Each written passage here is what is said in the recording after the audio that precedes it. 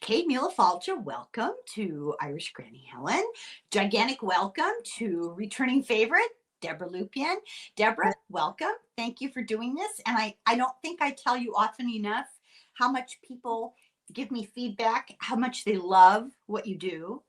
And they look forward to these collaborations because they love the stuff that that you're able to tell us. Yeah, it's a lot of fun. I'm so bad. I forget to thank guests. I forget to compliment things that people do that I'm overwhelmed by the bright, shiny objects. You Okay. do wonderfully.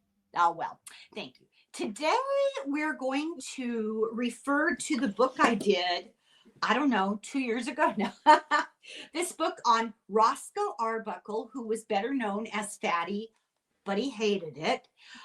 Silent film star.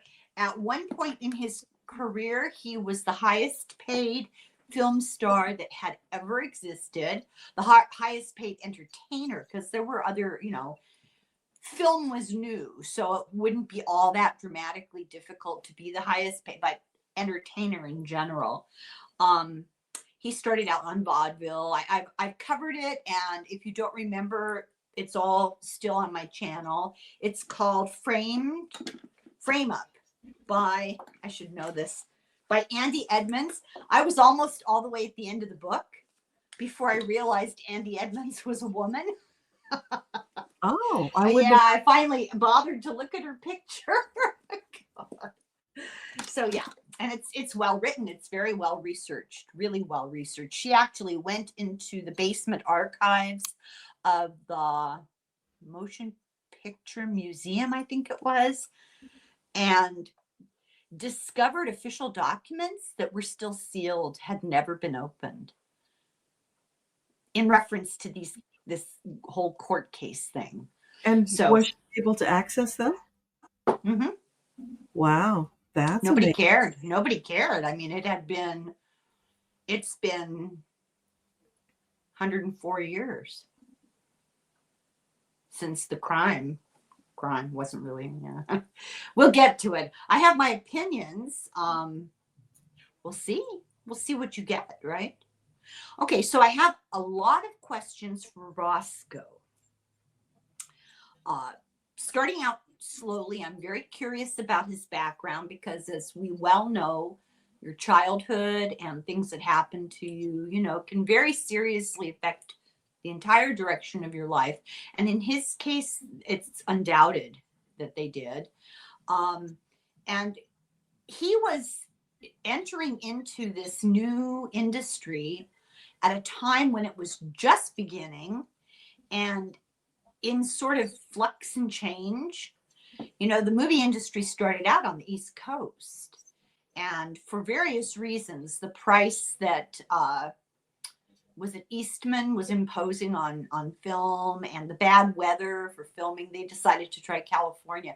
But there are a lot of interesting facts and details in this story, so I'm hoping we'll stumble on some more. So, for Roscoe, if you could describe your childhood and the effect of that childhood. So I'll just toss this out there. As a very young child, he lived in a sod house in Kansas in the middle of prairie with no neighbors. Sod house. They dug a dugout house on the side of an embankment basically, and covered it, built it with sod, squares of sod with grass for a roof, dirt floor. He never saw other people besides his family till he was 5 years old. And his mother was not entirely well, and his father was an alcoholic who acted out. I'm trying to be careful of the words I choose. So I was curious what it was like to live in a sod house. And he left school at the age of 5, unbeknownst to his mother. He just stopped going to school to get a job to help support the family because the dad abandoned them. And he got a job sweeping in stores and running errands at the age of 5. So, wow. If you could describe, yeah. Okay. So, Roscoe, are you available? Yes. Could you tell us about your childhood living in the sod house? What was that like? Dark. So when they were in the house, it was dark. He liked to be outside to get the sunlight and to escape from the there was a heavy emotion in the air, lots of tension, and I think fighting with the parents. So Oh, going outside and being in nature, that was his respite and his relief. what about the dirt? I mean, I would have had a real problem with dirt floor, dirt walls. I mean, oh, Well, that was the life. That was their normal. So to them, it didn't have the same feeling that it would for somebody from the modern day. And there were other people who lived similarly. So it was, for the time, that's what some people lived with. But mm. so what about when you went to work at 5? How did you feel about leaving school? He was a very responsible little boy. He felt a great deal of responsibility and needing to care for his mother because the father was not all that reliable. And he felt like he kind of had to be the man of the house. So it was pride that he went to work at 5, and he was very industrious. He worked very hard. And the people who employed him were happy to have him because he was such a good worker. Oh yeah, that was the part that was so striking about the story was I don't know. I've been around a lot of 5-year-olds. They're not exactly good at sticking to a task, for example. Yeah. So Yeah. what can he talk a little bit more about his parents, what they were like? Sure. So, can you tell us a little bit about your parents? Well, his father always seemed to have a dark cloud over him. He was bad disposition and grouchy, and you wanted to stay out of his way. Mom was kind of half there and half not. She did have the illness, as you mentioned, and she wasn't able to be fully a mother. But he had this deep compassion for her, and he loved her dearly because she was his mother, and in his world, she was the one he held on to because dad wasn't reliable. So she was like his rock, even though she was kind of an invalid. Okay, yeah, there's something going on with StreamYard, but we'll just plow ahead. Uh, that's interesting. Two dark screens when we're talking of his parents. Isn't that remarkable? Yeah. He has powerful energy. I've told you about feeling contacted. I truly feel he has very powerful energy, which we're going to discuss in a while. When he was born, his mother was sick. So we're left without details, but I'm sure she had some sort of gynecological issues because he was enormous baby, enormous. And it was one of those barely attended births, and she was an invalid for 11 years until she died. And his father blamed him for her condition and took it out on him. So it's very sad, very, very sad. His father moved to California and opened a hotel, and the family followed. And I wanted to know if he could describe a little bit what it was like to move to Santa Ana. When I was a child and we went to Santa Ana, it was rural. And now it's just cement and um, shopping, what do you call it, strip malls and that kind of thing. What was it like then? So, Roscoe, what was Santa Ana like when you first moved there? Well, it was very different from where he grew up. It was a different climate, different scenery, of course. And he really enjoyed being out in that environment. The air seemed fresher and lots of grass. It was quite beautiful, but there wasn't a lot there at that time. It was really the beginnings of settling the area. Yeah. It's like a cowboy town, kind of. Yeah, rough and rugged. So did you live in a regular house? Like a wooden built house? Yeah, nothing fancy, but Yeah. small house. Yeah. He eventually, not too old, like around the age of 11, 12ish, he got involved. Even before that, actually, he liked to escape by hanging out uh, behind the scenes in theaters. He would go watch from the wings, and he ended up performing in vaudeville. He was offered one day, they needed a kid to play a part, and they offered it to him, and he had to decide at the spur of the moment, and he did it, and he got paid, and his mother was irritated that he did it but happy to get the pay. So it morphed into him being in vaudeville. And I'm just curious, by the time I was a child in the 50s, vaudeville was gone, but there were still a lot of people who remembered it and who had actually performed in it. A lot of those early Las Vegas comedians had been on the vaudeville circuit. So I'm just curious, what was that experience like? So Roscoe, tell us about being on vaudeville. It was fun after, the darkness of his childhood. It was like night and day difference because, yeah, it was hard work, but the people had this really upbeat attitude. They enjoyed performing. They enjoyed the family that they kind of grew into. If you stayed in one area for a time, you became like this little troupe, and it had a very familial feel to it, which he had missed growing Yeah. up. So he really appreciated that support. And because he was a youngster, he got more support than others would have. Oh, they loved him. Did he ever meet George M. Cohan? Did you meet George M. Cohan? He says no. Oh, okay. Damn. Okay, let's see here. So his mother died, and he was sent to live with his married older sister. Uh, she had a little boy, Al. And later, when he went to Hollywood, he took Al along professionally, and Al became a well-known comedian in his own right, comic actor in his own right. So what was that like living with his sister and brother-in-law? So what was it like when you moved in with your sister and brother-in-law? He felt a little like an interloper, but it was so wonderful to be together with family, and they did have some shared memories, not a lot, but they had some. So you and your sister got along?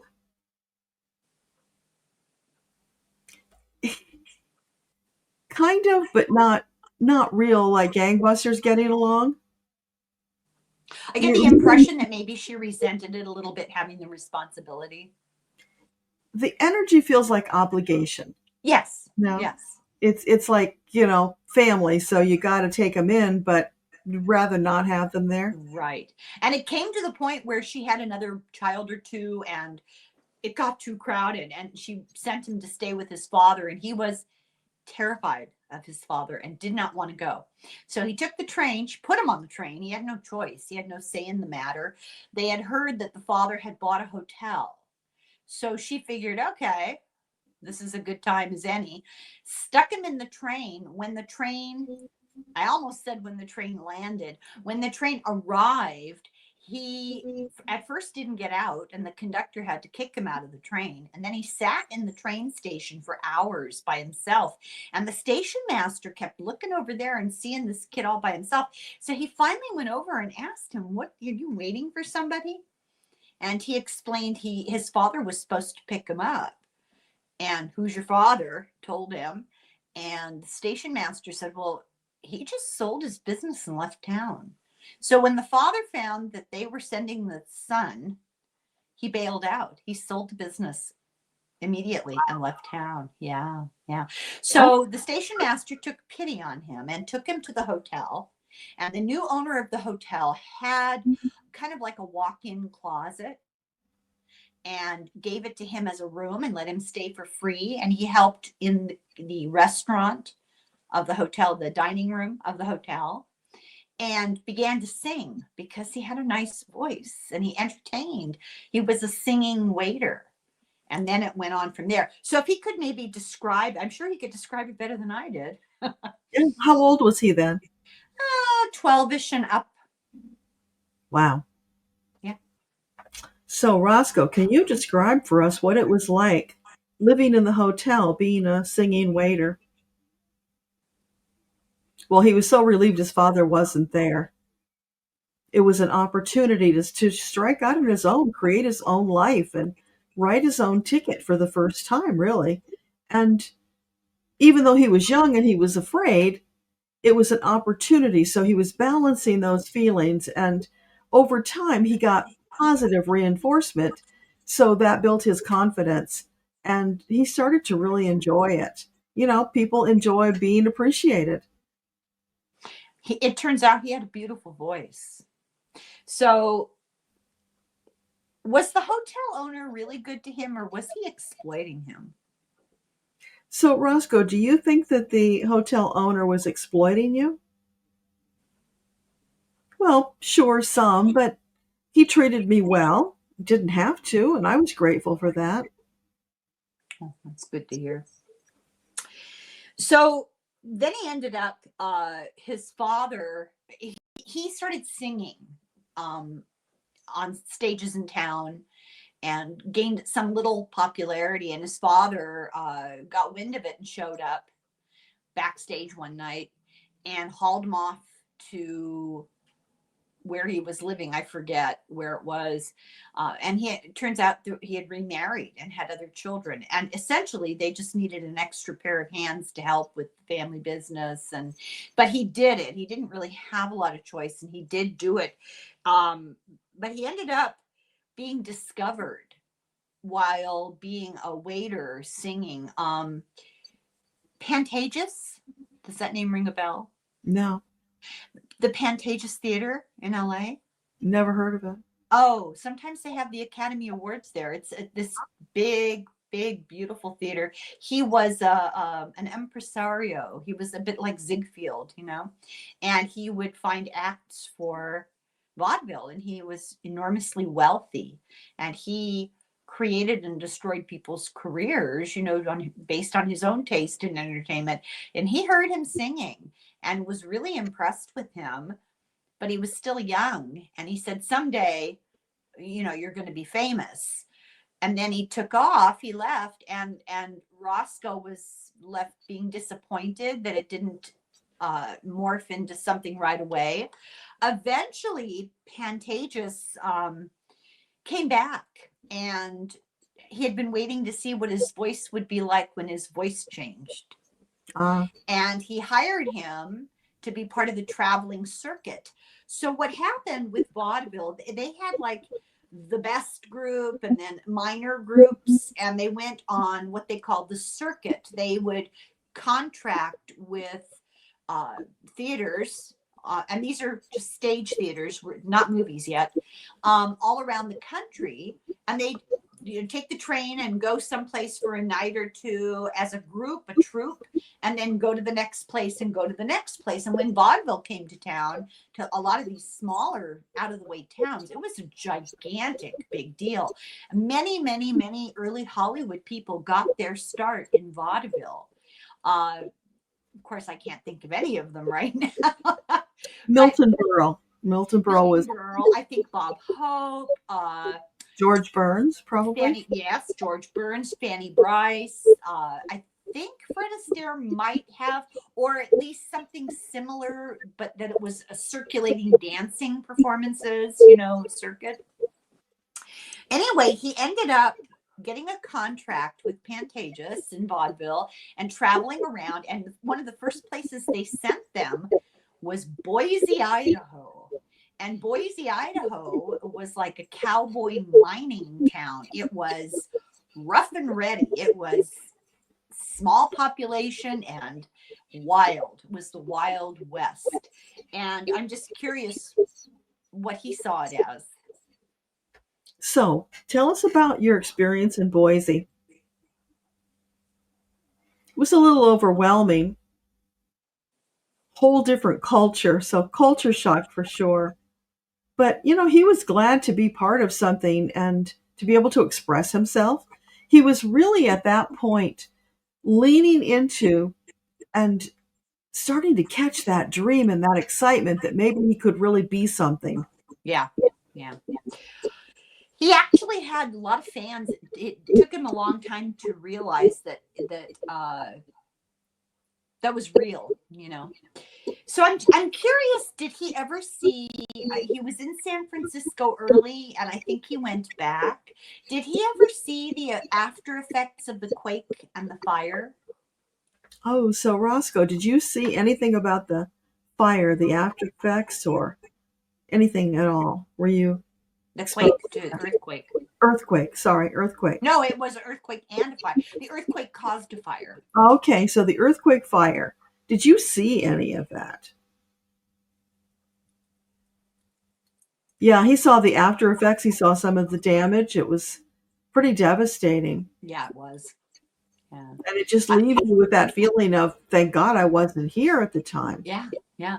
He later became friendly with Caruso, the opera singer. Caruso had just done a huge performance that night and was in a hotel in San Francisco when this all happened, escaped with his life. I just read a book about it, and it's like the worst disaster nobody knows about. It's terrible, really terrible.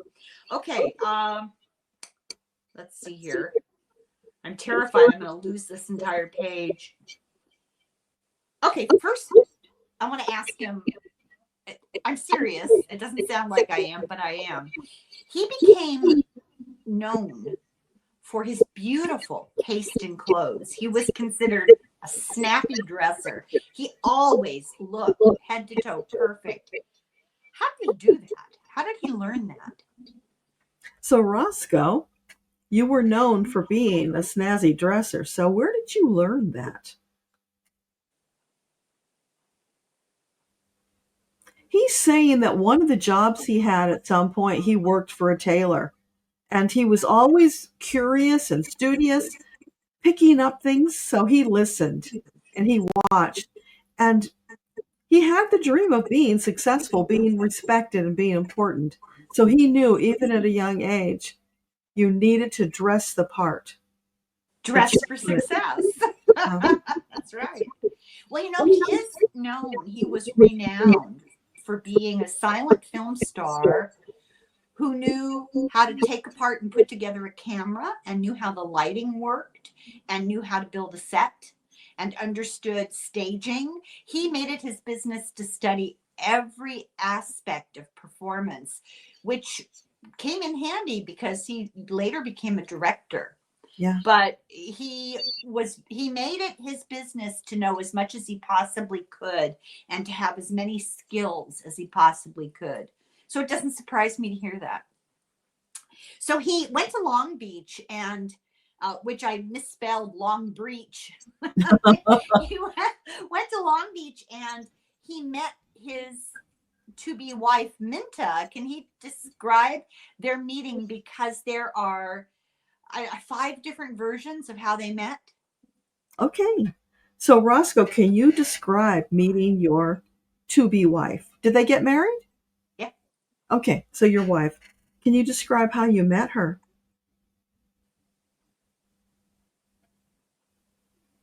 They met where? In San Francisco? I think they met on a public transportation in Long Beach. Long Beach. Okay. So, tell us about that. So he would have to take the daily trip when he was working, and he had seen her several times. He had his eye on her. And one day he just arranged it so that he could be near her when they got on the transportation and struck up a conversation. He was charming, very sweet, and what was not to attract her? So they Well, he was kind of a ladies' man. It's interesting. He wasn't a Romeo. He didn't actively pursue that, didn't really even act on it. But women loved him because he was kind and Yeah, he had charisma. Yeah. they trusted him. There was an energy. Like, Mhm. I'm not a wolf in sheep's clothing. No. I could be your best friend kind of thing.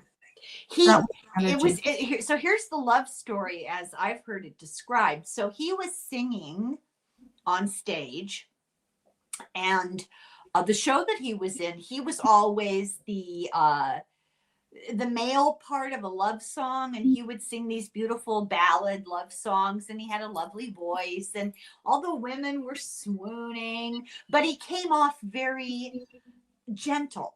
He wasn't like, kind of like a wolf, like you said. You're right. He was not at all. And she was an actress and she got paired with him. And so he started singing to her, and they basically did their dating relationship on the stage because her defenses were up off stage. She was standoffish, and she had to play along on stage, and eventually it took, and they did get married. um so they got married in 1908 in the theater. They had it on the stage. Could he describe that a little bit? I find that fascinating. Yeah. So tell us about your wedding.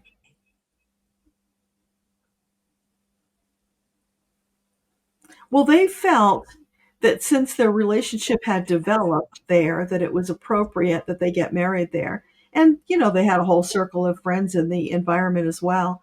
And there was something about his personality that it just made sense for him.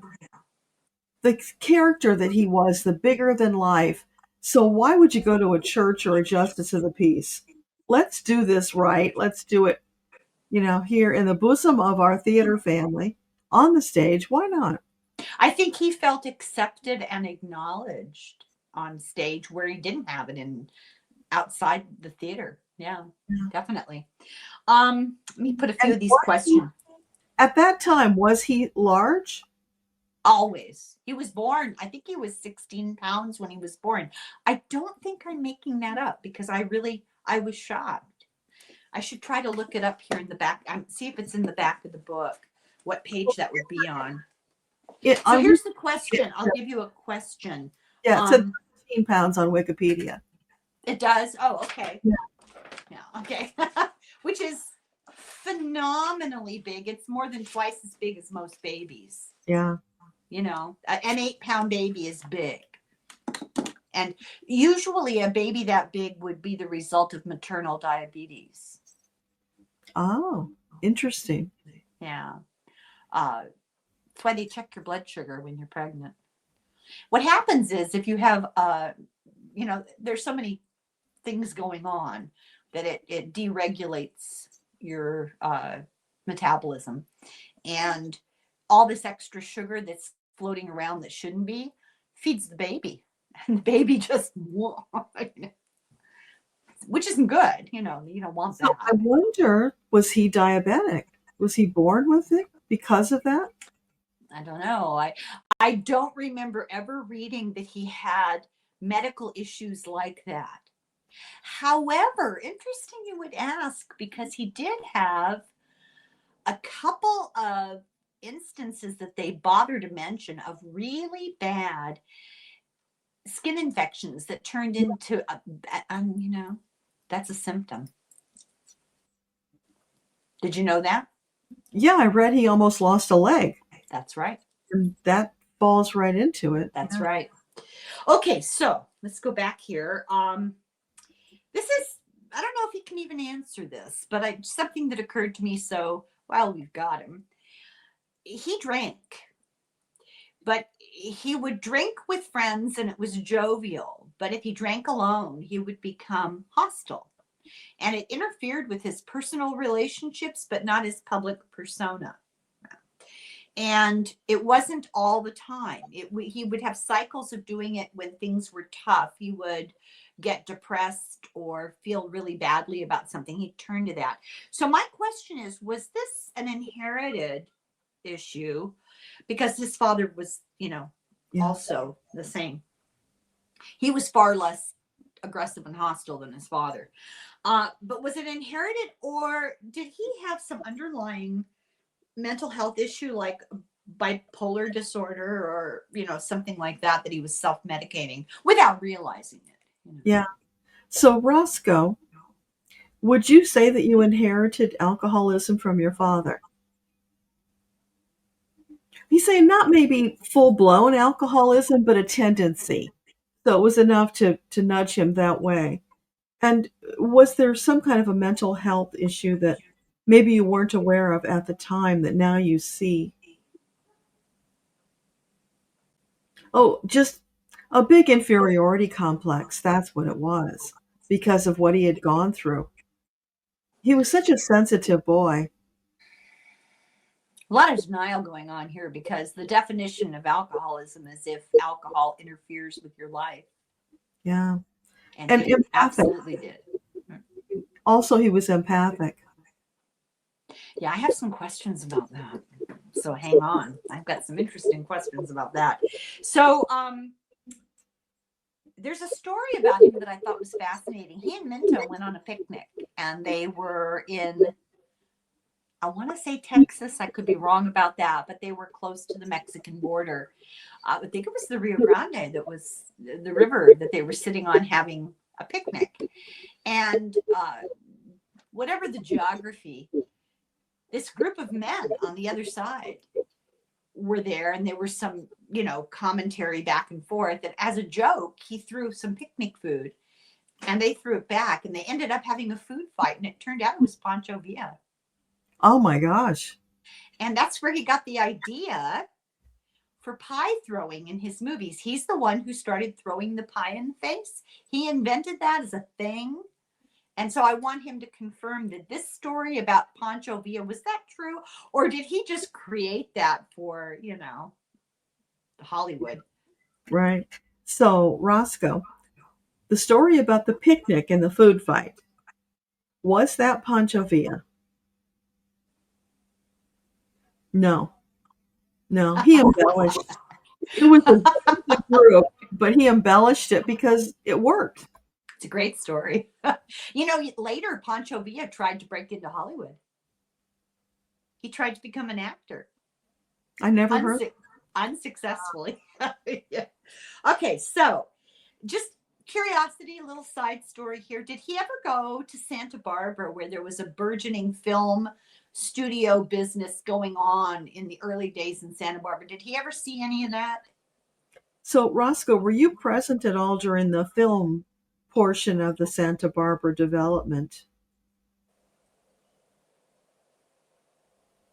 No, he missed that. Okay.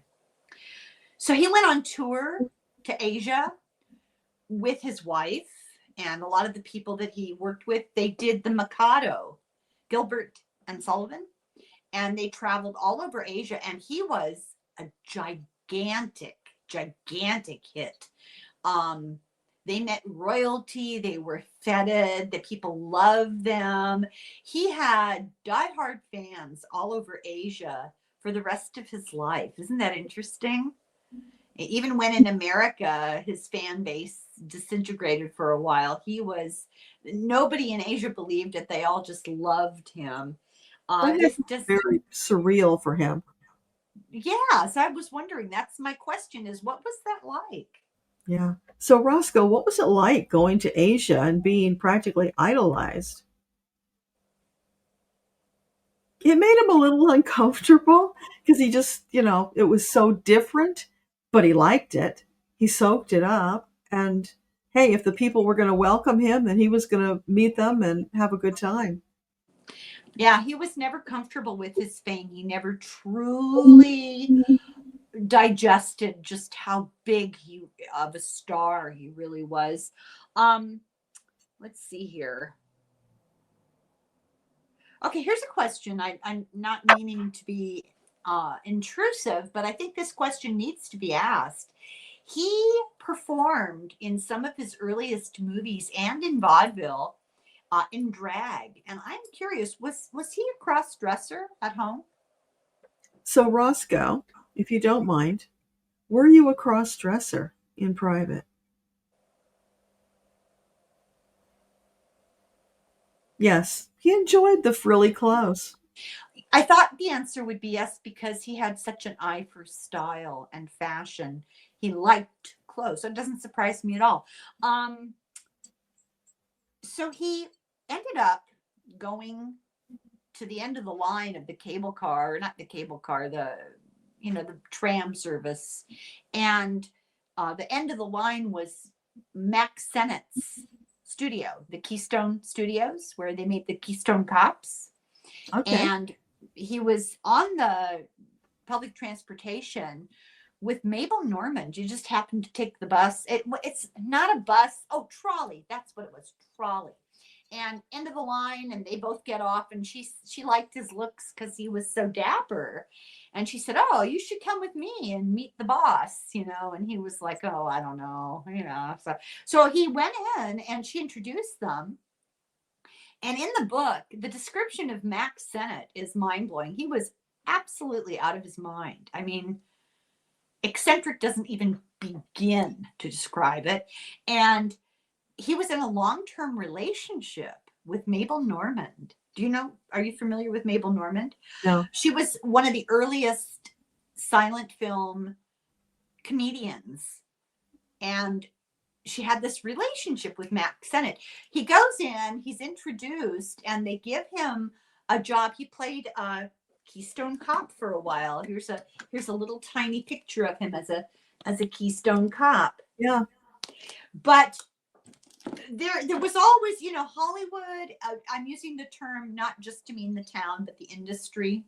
Hollywood was always in flux and change. All the power brokers were always at each other's throats, buying and selling studios, vying for money, backstabbing like crazy. And in the process of directors quitting and people getting fired, he was offered the opportunity to be in two-reelers, which are short black and white movies that are two reels, with Mabel Normand. Sennett wanted her to do it with Charlie Chaplin, and she hated Charlie Chaplin, and we're going to ask her about that later. She absolutely refused, and he said, "Well, then you can have that guy," and kind of pushed Arbuckle at her. And they made the first the first movie that they made together was Fatty's Day Off, and it's one of my favorite silent movies. They go to, I'm pretty sure it's Santa Monica Pier, and it's all done on location, and you get to see all the rides and all the people. I mean, it's fabulous. So I want to ask him about that. First, if he could talk about meeting Max Sennett, and was he really a madman? Because that's how he's described. So that's my first question. All right. So, Roscoe, tell us about Max Sennett. What was he like? Well, he was a very domineering type guy. No nonsense. He was tough. You wanted to watch your step around him because you had the feeling that if you were a bird, he'd step on your tail feathers. It's a weird description. Okay, so what else about Max Sennett? Yeah, well, he was in charge. He moved things, he got things done, he was successful. So, if you watched yourself around him, he could help you, but he could also ruin you. He Yeah. could go either way. I'm getting this energy like Max Sennett with bipolar. Max Sennett was really eccentric, so you wouldn't be wrong. He was disheveled and dirty, and his clothes were gross, and he never combed his hair, and he didn't brush his teeth, and he was always smoking, or maybe it was chewing tobacco. I can't remember, but he would do things like his office was in an upstairs room with a big window, and he would just spy on all the people working for him outside, because silent films were made outside. The sets were just three walls of fake room with fabric for a roof on a wooden stage, and the unwalled side, the fourth side, Yeah. was open to the outdoors. And that's why they moved to the West Coast, to get away from the bad weather in the East, but they were exposed to sun, rain, wind, whatever was going on, and they were silent So it didn't matter. So they'd have 4 or 5 of these sharing a wall right next to each other, directors and yelling at the actors and all kinds of stuff going on. But they were silent, so it didn't matter. But he'd be up above looking down on them like God, you know, and running things, very controlling. Yeah, he was eccentric, not good eccentric, and probably unwell. I would say he was unwell. They kind of wrote him off as a madman, but I think he had mental issues for sure. But he and Mabel Normand had this really long-term relationship, which feels odd to me. I don't know. One of the things they did when they made the Keystone Cops movies, are you familiar with those? I've seen them, yeah. You know, it's surprising, Deborah, a lot of people, they have lost touch with this history. They don't know about any of these things. If I mentioned Arbuckle and people were like, who? When I was young, I don't know how it was for you, but when I was young, he was still a big deal. I mean, he'd been dead for several decades, but he was remembered and revered, you know. So, and was once much bigger than Chaplin, much bigger. So anyway, they had this cop car and all these bumbling police, and they would race to the scene of a crime, and they had chase scenes, and it was all utterly ridiculous. But for me, the fascination was they filmed them on location. They simply drove around the streets of Los Angeles, and you could see what Los Angeles looked like in the early 19 teens. I mean, to me, this is fascinating. I'm a nerd. They would also pay people to use their houses. And so sometimes when you saw filming in a room, it was actually somebody's house. They filmed their yards a lot. You'd see people crawling out of a window. That was somebody's house. It was remarkable. So what was that like for him, you know, running around the streets of Los Angeles, the residential areas? So, what was it like when you were filming the Keystone Cops, running around the neighborhoods? It was a fun job because it was like a slapstick kind of environment, and there was a lot of joking around going on when they were not filming. And you get paid to be silly Yeah. and roll around and climb in and out of these cars. And what's Yeah. not to like about it? That's something we should point out. He was very heavy and he was tall, but he was incredibly agile. He was like a gymnast. He could do things that nobody could do. People that were in really good shape, athletes, couldn't keep up with him. He ran every day.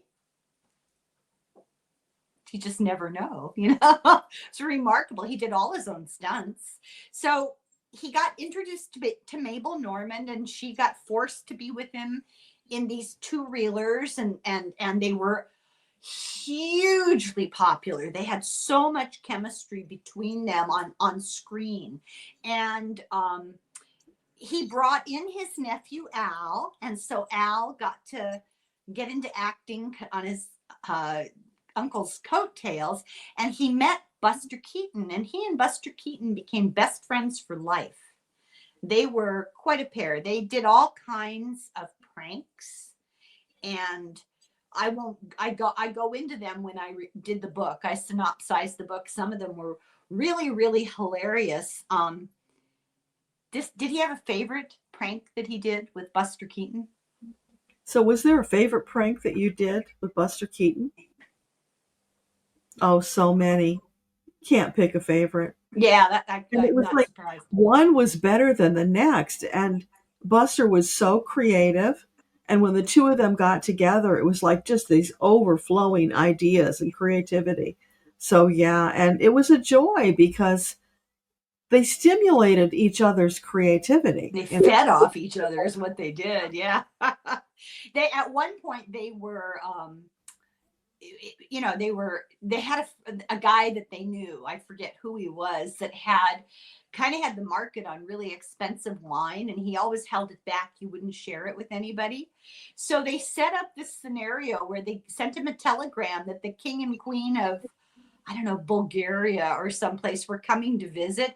And it was somewhat believable because he'd been to that country or he had connections to that country. So he was an egotist, and he believed that they were really coming to his house, and he pulled out all the good wine, and they hired friends of theirs who were actors to pretend to be the king and queen. And this guy hosted this gigantic banquet for two paid actors. That was great. So funny. And was it Buster Keaton dressed up, disguised himself and pretended to be the head waiter, the butler, and dropped things on the king and knocked over things and created absolute havoc.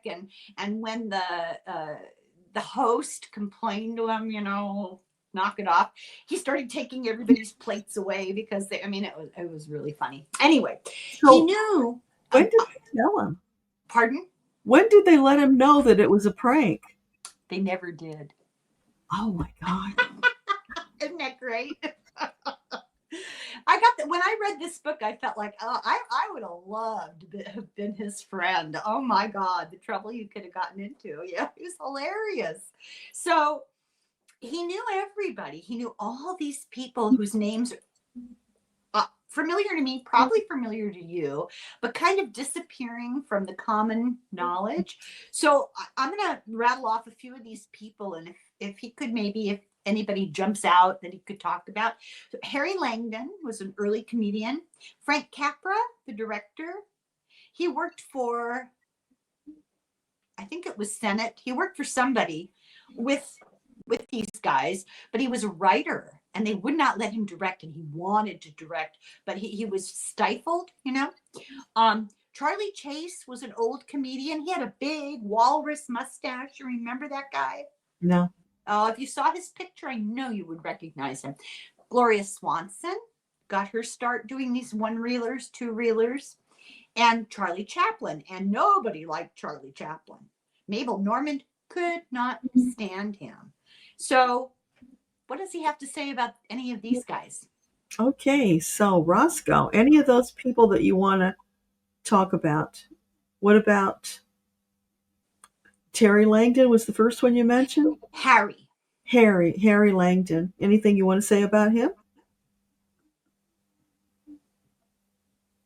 Yeah, he was good, but nothing special in comparison to some of his other friends. Like who? You said Gloria Swanson? Yeah. Yeah, she was hot. He enjoyed her. And she had a good sense of humor. I wouldn't have guessed that. No, I wouldn't have either. Well, he was attracted to people with a good sense of humor. Yeah.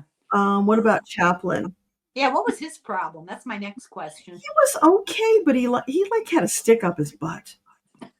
Everybody said that. Attitude, like he was better than everybody else. That's and right. They didn't like that. Yeah. And who else did you say? Oh, I just changed the page here. Hang on. Oh, okay. Charlie Chase. This is the guy with the big mouth. Chase. Yeah, they had some good times together. Anything stand out that you want to mention? Or anybody I didn't mention? Anybody else that stands out from that time period that was special in your life that you'd like to share about? I'm not getting anything. Okay, let's move forward here. So there was an incident with Mabel Normand. So now she's in this relationship with Max Sennett, and he's Looney Tunes, right? He was having an affair with Mae Bush. Mae Bush was another silent film actress. And Mabel Normand got wind of it and had a friend drive her over to the house, knocked on the door. And when Mae Bush opened the door, Mabel Normand started yelling at her, Mae Bush threw something at Mabel Normand and hit her in the head, knocked her unconscious, and God forbid they would actually, take her to a doctor. They took her home and she was in a coma for a number of days. And when she finally came out of it, she was never the same. She was emotionally labile and her behavior was erratic. She kept working but it got to the point where she was unpredictable and chaotic. She would disappear in the middle of filming. She would just get on a boat and go to Europe in the middle of making a movie. She became very difficult to deal with and eventually lost her contract and died of tuberculosis at the age of 35. Really a tragic end to a great actress. So my question is, does he remember this? I'm sure he does. This incident with the head injury and the aftermath of it. Talk about how it affected her. So, Roscoe, can you tell us about what was going on when Mabel was in the coma? She was injured, and then the aftermath.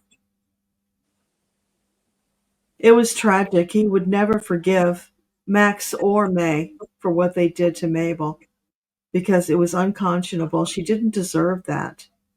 And then not getting her care, that was just horrendous. But they were worried about word getting out and scandal that would affect the movie, so they hushed it all up. And it's a miracle she lived. Yeah. There was, Oh, yeah. I didn't think she was going to pull through. No, And then no. he would take care of her. He would visit, he would help her out in her recuperation, hopeful, of course, that she could come back. But it was like a different soul had replaced her. She Yeah. was such a different person. Yeah, it took her months to get back on her feet. What if she was a walk-in? I thought about that too. So I guess we should ask her because he wouldn't know. Yeah, we're going to. I've got questions for Okay. her. So remember that because I might forget because I didn't write it down. You could be my external brain. So when she was injured, Senate orchestrated the narrative around this. And the story was they were filming, she and Arbuckle were filming, and he sat on her head and that caused the injury. They blamed him. God. Yeah, absolutely. He wasn't there. He had nothing to do with it. And they were under contract. They had to go along with whatever. The thing is, I'm so curious, does he think that people equated that story later when the whole thing we'll get to in San Francisco happened and people were more willing to blame him for injuring somebody because of that? Yeah. So, Roscoe, do you think the story that you sat on Mabel's head and injured her, do you think that that came to play in the later case? Is that why people were so ready to believe? He said, of course, because people thought if I did it once, I would do it again. Yeah. You know, they bought the story early on. It made sense to them. Because, you know, he was dealing with the prejudice of being a large person. Oh, he hated it because people made fun of him all the time. But there was always that prejudice, like, yeah, you're so big you could sit on somebody and kill them. No matter how much they might have respected or liked his work, there was always that other layer. Yeah. Oh, he was always the butt of fat jokes in the movies too. Always. That always factored in. Yeah.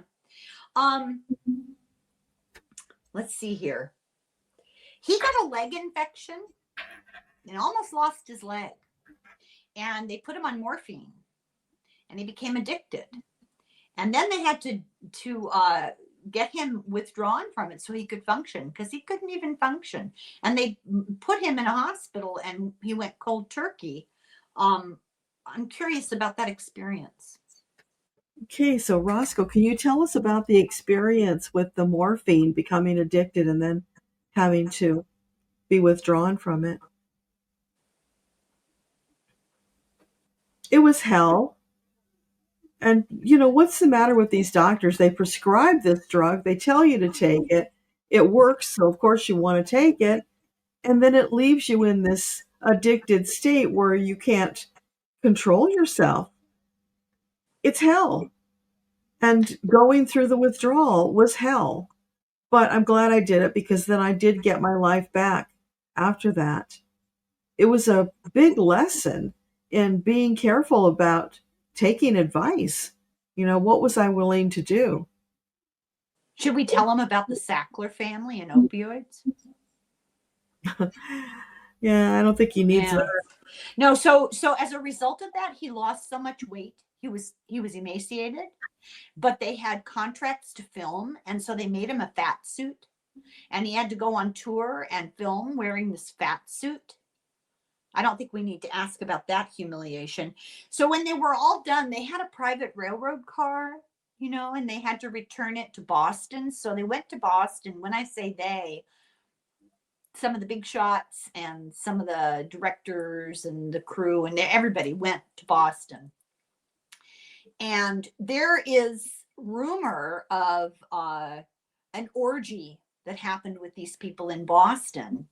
And he was always not involved, according to the story, but they tried to implicate him after the fact when everything happened in San Francisco later. So I guess what I want to ask is, was he involved in that? In the Boston incident? Orgy, yeah. Yeah. So, Roscoe, were you involved in the orgy in Boston? He was. You know, he enjoyed the ladies, and there's also a lot of peer pressure in those situations.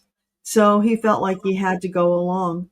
And he had just gone through all these other things, you know, with Mabel and then with getting sick and the morphine. And he was feeling like these stones were adding up to weigh him down. And I get a picture of, like, you know how they would drown kittens in a well with a bag of stones.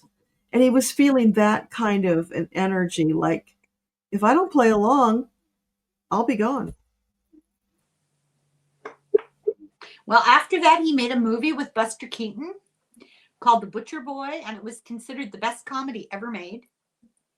It was so good, so popular. So maybe talk about that and his relationship with Buster Keaton. Was he still wearing the fat suit then, or had he gained the weight back? I think he gained it back. You know, your body kind of reverts to type, you know, and I think he just gained it back. No, I don't know. Ask him. Don't ask me. Okay. And now you have to remind me of the question with Buster Keaton. What was the film? Okay, they made this movie, The Butcher Boy, that was considered the best comedy ever made. I mean, people were like, whoa, such a good movie. Yeah. Okay, so Roscoe, when you made The Butcher Boy with Buster Keaton, had you gained your weight back? Yes. He was feeling like himself by then. And that's part of the reason it was so successful. It was like almost like a night and day to go from being somebody else, because he didn't feel like himself in that fat suit. It was liberating. Yeah. So now he's himself again. He's with his friend Buster. And okay, so tell us what happened. Oh, they just pulled out all the stops. They had so much fun. They improvised a lot.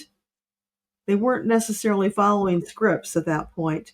And that was when they were at their best. And it just brought out the genius, creativity. They both felt it at the time that this was going to be good. It was gold. It was so satisfying. Yeah. And he needed that. Yeah. And to come back, it really helped him. Buster Keaton was married to, you know, I'm going to say a name and I'm probably wrong, but I want to say it was like Constance Talmadge. Norma Talmadge was married to Irving Thalberg, who was a big producer director. I think. I mean, now I'm getting them all mixed up. And she had two sisters. So the three sisters were all, two of them were big in movies and one wasn't. And I think Buster Keaton was married to Constance, whatever her name was, Talmadge. Okay, so I'm really curious. This is the time period of the past that fascinates me the most, is the war years, World War I and the Spanish flu. And it is almost impossible to get information about that pandemic. I've tried. It's absolutely impossible to get reliable information. It's like people went radio silent. Nobody could. It was so traumatic that people couldn't even talk about it. What are his memories of that? So, Roscoe, what are your memories of the Spanish flu? Did you get it? Did you get sick? He says, yes, he did. So, were you sick for a long time?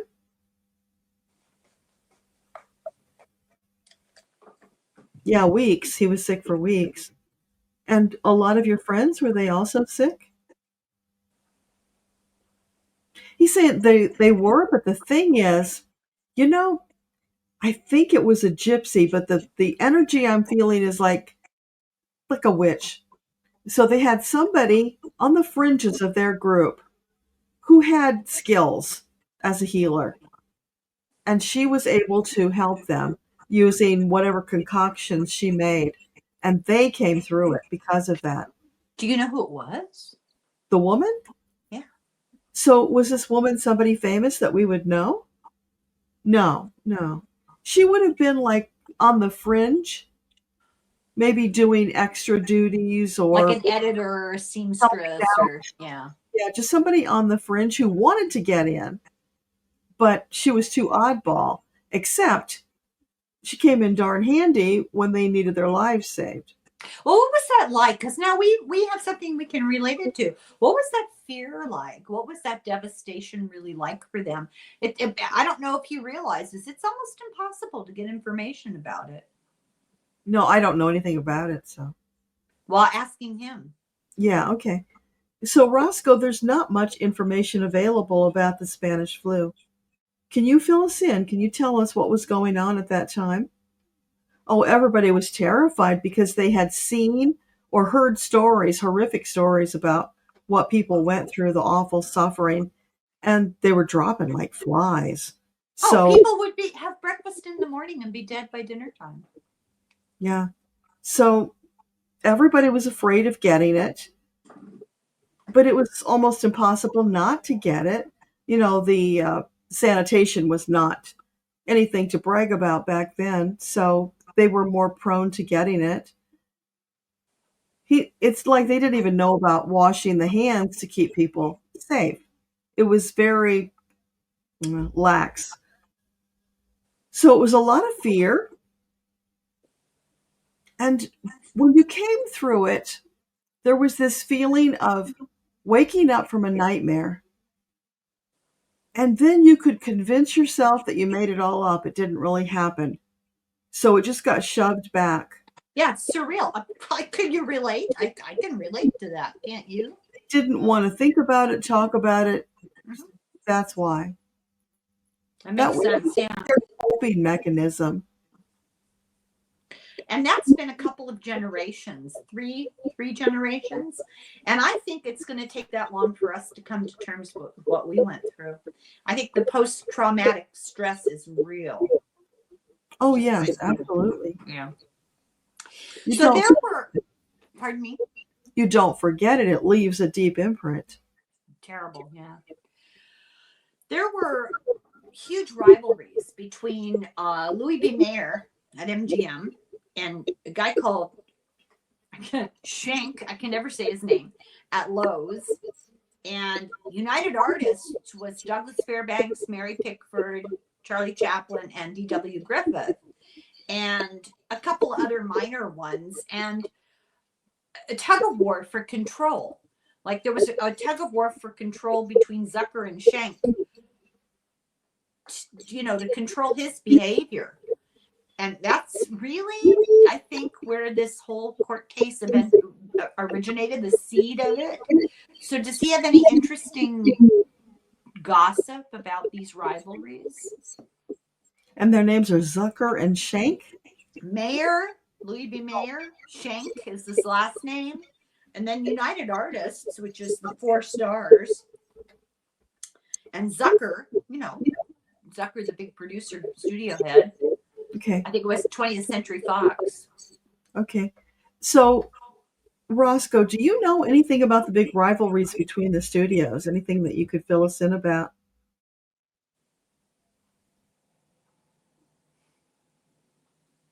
A lot of egos going on there. And of course, everybody was wanting to grab handfuls of it while they could because it was a burgeoning industry. You could liken it to what it was like during the gold rush days. Here are fortunes to be made, and everybody's in there grabbing, grabbing, grabbing. So all the greed and the egos, you mix all that, that's a toxic stew. They were And pretty ruthless. We hear some of the stories of how they treated their friends, right? So there was this tug of war between Zucker, who was kind of the big boss, and Schenck, who was a little bit lower than he. And they were irritated with Arbuckle because he was becoming more and more independent and so popular and the highest paid star, and they didn't like paying him, and they didn't like his attitude, which was having some personal autonomy. Too many stars were really beholden to the crumbs that they could get from these guys.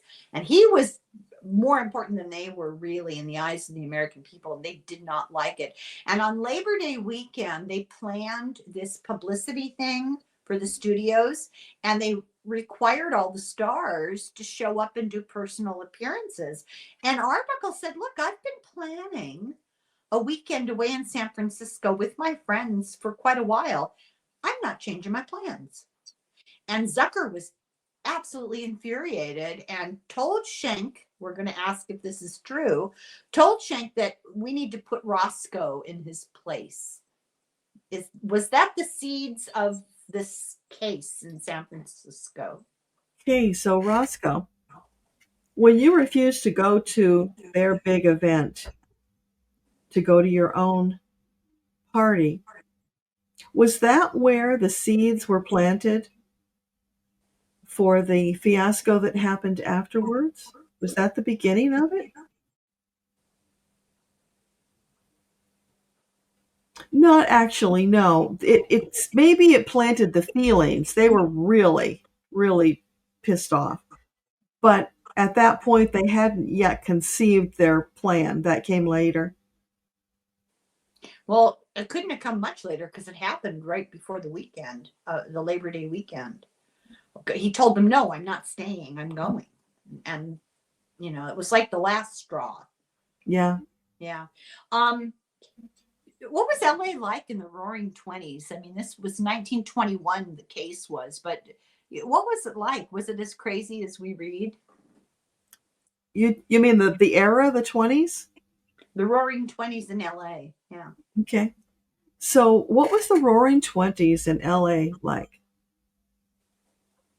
Yeah, it was pretty wild. It was anything goes. It was really about letting your hair down and having a good time. There was so much of that, which was a shift from where they had been previously. Wasn't when was World War One? Well, for America, 1917 to 1919. So this is right on the heels. And then 1919, the Spanish flu broke out. Yeah, So they were really kind of facing this existential situation from both sides, right? yeah, And Hollywood, Los Angeles, was full of every young kid in the United States who thought they were stars and wanted to make it big and wanted to act, and some of them became overnight millionaires, which meant something in those days. And so they were living a very hedonistic lifestyle. It was crazy, absolutely crazy. uh, Interesting times. That's when the pushback started. That's when um Will Hayes started the motion picture ratings and what's the word, censorship of movies. Yeah, it started. It didn't get done, but it started then. And one of the things that happened that was a big scandal was the death of Olive Thomas. Olive Thomas is one of my favorite silent film stars, and there's practically nothing left of what she did. These movies were made on very uh, degradable film, and it just sort of disintegrated, and a lot of things were thrown away or they weren't taken care of, and they suffered the elements, and they also burned really easily. She was the earliest flapper. She doesn't get credit for it, but she was the first flapper. And she was a great actress. She was really beautiful. She married Jack Pickford, Mary Pickford's younger brother, and he was just profligate. He was a drinker, a partier, a womanizer, every substance you could think of. He was not a good person. He was troubled and wild. And she married him, and they were a very beautiful couple, but they were very troubled. And they tried to work on their marriage. They took a trip. I think they were headed for London, I think. Well, they were on one of those cruise ships. And the story is, in the middle of the night, she had a headache and she got up to take headache medicine, and in the dark accidentally took his topical syphilis treatments. Oh. And died in a couple of days from the poison. It was poisonous. So I don't know. Did he know them? Does he know what really happened? And her name was Olive Thomas? Roscoe, did you know Olive Thomas and her husband? Yes. And so were you close at all to know the details about what happened to her? It was a tragedy. And there were a lot of people that thought that he offed her. There was a lot of talk like that. So what do you think? Do you think he did? Yeah. He thinks he did. Her ghost haunts the New Amsterdam Theater in Broadway. And she has been seen many, many times. For example, this guy got hired as like a caretaker. He knew nothing about the story. This is modern times. And his first day at work, the following morning, they came in. How did it go? And he said, well, it was fine, but you should have warned me that there was somebody staying. You told me the building was going to be empty. Who was the woman that was here late at night? She waved at me as she walked through the chairs, the auditorium, and walked up behind the stage. She waved hello and kept going. Who was that? And they looked at each other and they went, oh, you've met Olive. So does he know? Does she haunt the New Amsterdam? So Roscoe, do you know, is it true that it's Olive that haunts the Amsterdam Theater? Sure. Yeah. And, with that kind of a death, she has unfinished business. That's right. That's right. And she's tied to a place where she made her big break. Ziegfeld discovered her, and he had an after hours nightclub on the roof of the New Amsterdam. And they had, for special guests, wink, wink, and, chorus girls who did special dancing. And she got in, and that's how she made her entry into Hollywood. Okay. So many back did he know Mary? Pardon me? As so many did then and still do. Did he know Mary Pickford? Did you know Mary Pickford? Yes. Yeah. She was an all right gal. She was an astute businesswoman. Well, I think he knew her as an acquaintance, but not as a friend. Yeah. I'm not fond of her movies. Do you remember the conversation we had earlier about the curls that are in style right now, the ringlets? She always played the part of kind of a child with ringlets. She's a woman in her late 20s, and she's running around like a 12-year-old. I don't remember those movies. I only remember her as Marmee in Little Women. Oh yeah, I don't know that one. Yeah, I didn't realize she did that because I don't seek out her pictures because the original Little Women. She played Marmee. Yeah. Oh, Wallace Reed. Did he know Wallace Reed? Who is Wallace Reed? Wallace Reed was a really up-and-coming, handsome young man who was the leading man type. And he was a good actor. And he did all his own stunts. And he got injured doing a stunt. And whoever the producer was, and I think it was Zucker, just told him to suck it up and had the studio doctor inject him with morphine. And he became addicted. And it destroyed his life. He died of that. Yeah. So, Roscoe, did you know Wallace Reed? He didn't know him. I mean, you had to have known of him, though, right? Yeah, he knew of him, but they weren't acquainted. He was friends with a young woman who was a pretty popular star at the time. And I don't know if she was widowed or divorced, but she was engaged. It was a second relationship. And she was engaged to a guy who was a stunt pilot. And one day she was waiting for him and watching him do his stunts, and he crashed and died. And she was a really good friend of Arbuckle. And when he went through the whole thing we're going to talk about next, she was one of the very few people who really stood up and defended him. He would never do that. And, her name was Viola Dana. Does he remember her? I'm sure he does. Say the name again. Viola Dana. Dana was her Viola. Okay. So, Viola Dana, you were friends. And what is it you want to ask about that?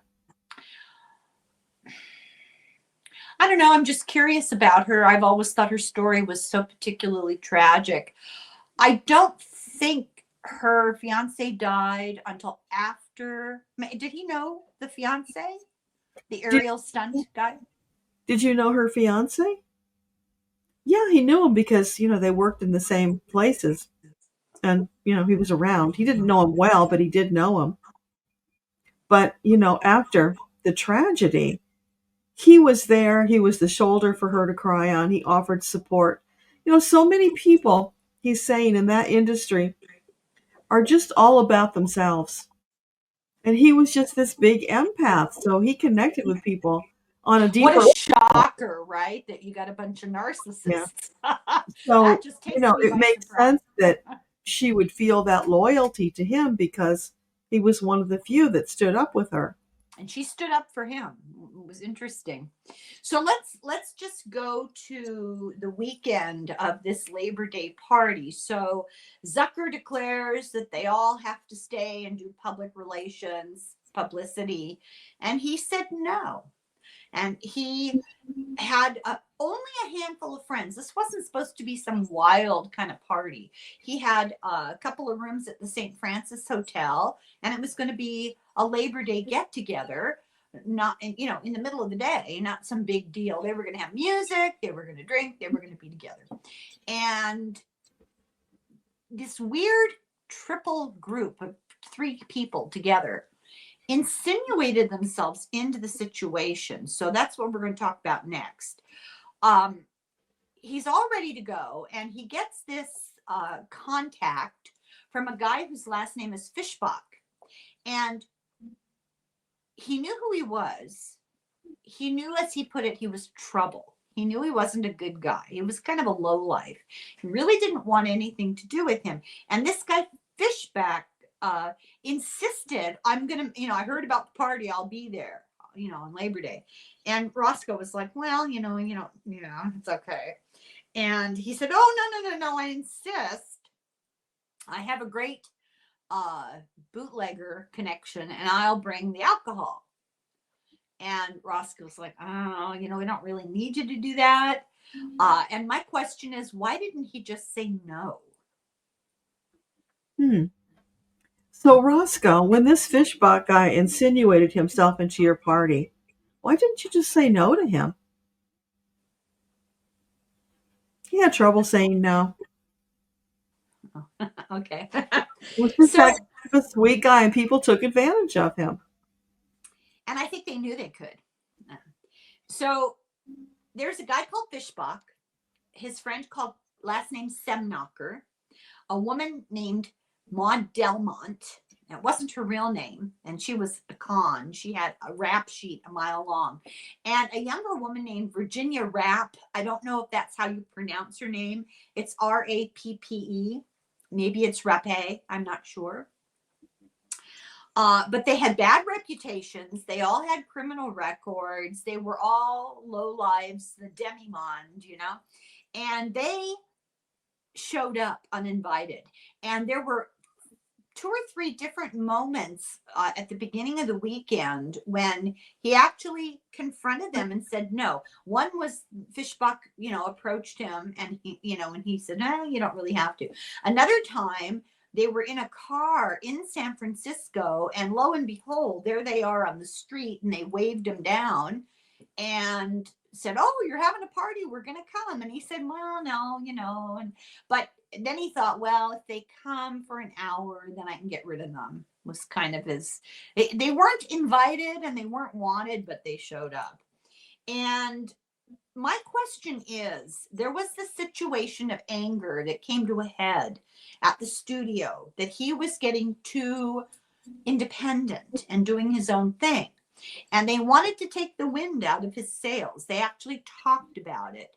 We want to bring him down a couple of pegs, is what Zucker said. And the rumor has always been that these guys were peripherally connected to the studio. So they were going to set Roscoe up. That's why the book's called Frame Up. They were going to set him up in this room with a couple of fallen women and get him liquored up and take pictures of him in a compromising position and destroy his reputation. That's what they wanted to do. And at the same time as this little plan was being hatched, there was a power war going on in Hollywood between the studios, the LA City Council, and Will Hayes, who was the moral voice of the federal government. So a lot of weird political stuff going on. And my question is, does he know now what they were really up to? And at the time, did he realize how angry Zucker was with him? So, Roscoe, did you know at the time that Roscoe was so angry with you that he might take this kind of action setting you up? Zucker. Zucker? Did you know that? Well, he'd blown up at him a number of times, and I don't think he took it seriously. That's what it feels like. He felt like, I'm going to do what I'm going to do. Let the chips fall where they may. And it really was a plan. Does he know that now? It really was a plan? Well, let's ask about that. So, do you know, was it a plan to set you up? Yeah, it was. That plan formulated once they noticed that he was sticking by his guns. So initially it wasn't, when he said no, because they figured he'll come around. He doesn't dare buck the system. And then he did. And they lost their minds. And that's when they hatched this plan. So it was your studio who did this to you, set you up? Yes, it was. So I'm just going to ask, what happened? There are all sorts of different stories. Let's hear what he said. What happened? Okay. So tell us what happened. So they were having a really good party, and then these crashers came in, and things got a little wild and crazy. Did you get drunk? Were you drunk then? Yeah, so he had too much to drink. And it's a little fuzzy because he had too much to drink. But since then, have you put the pieces together? Can you fill in the gaps for us about what happened? Yeah, they were pushing those women on him, and he wasn't responding, but they were all over him. They were trying to... Did they get pictures? He said, yes, they got pictures. I don't know if those ever showed up, but they did take pictures. And then what happened? It's kind of fuzzy.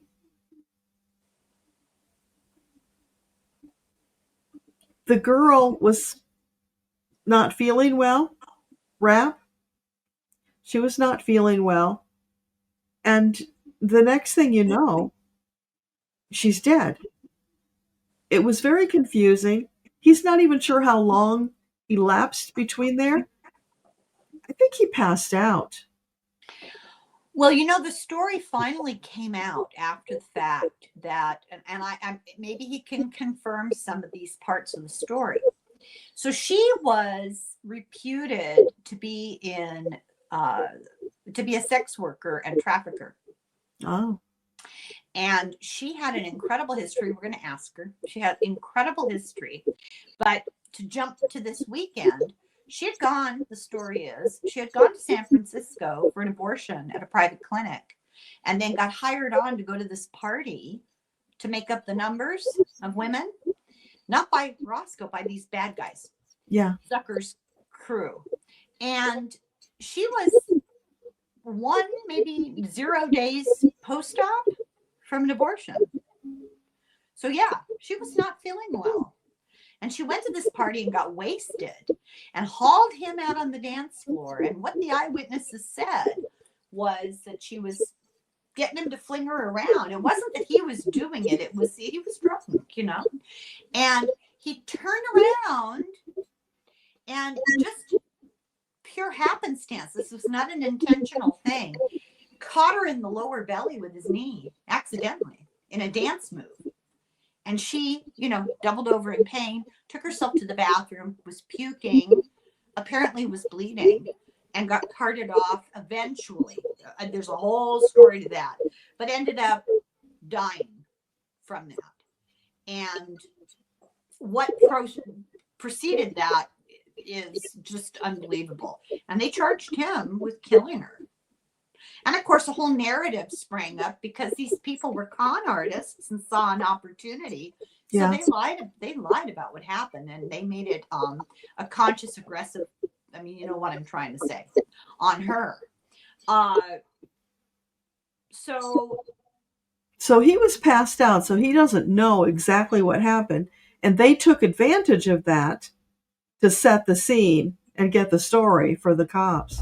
So yeah, so she gets carted off. She's unwell, and medical people are brought in, but not very good ones. And he goes home. He had no idea. He goes home to Los Angeles, and within a day or two, he gets contacted. You have to come back to San Francisco, and the police want to talk to you for murder. And he laughed. He said, "Oh, who did I murder?" And then they said her name, and he's like, "What?" He couldn't believe it.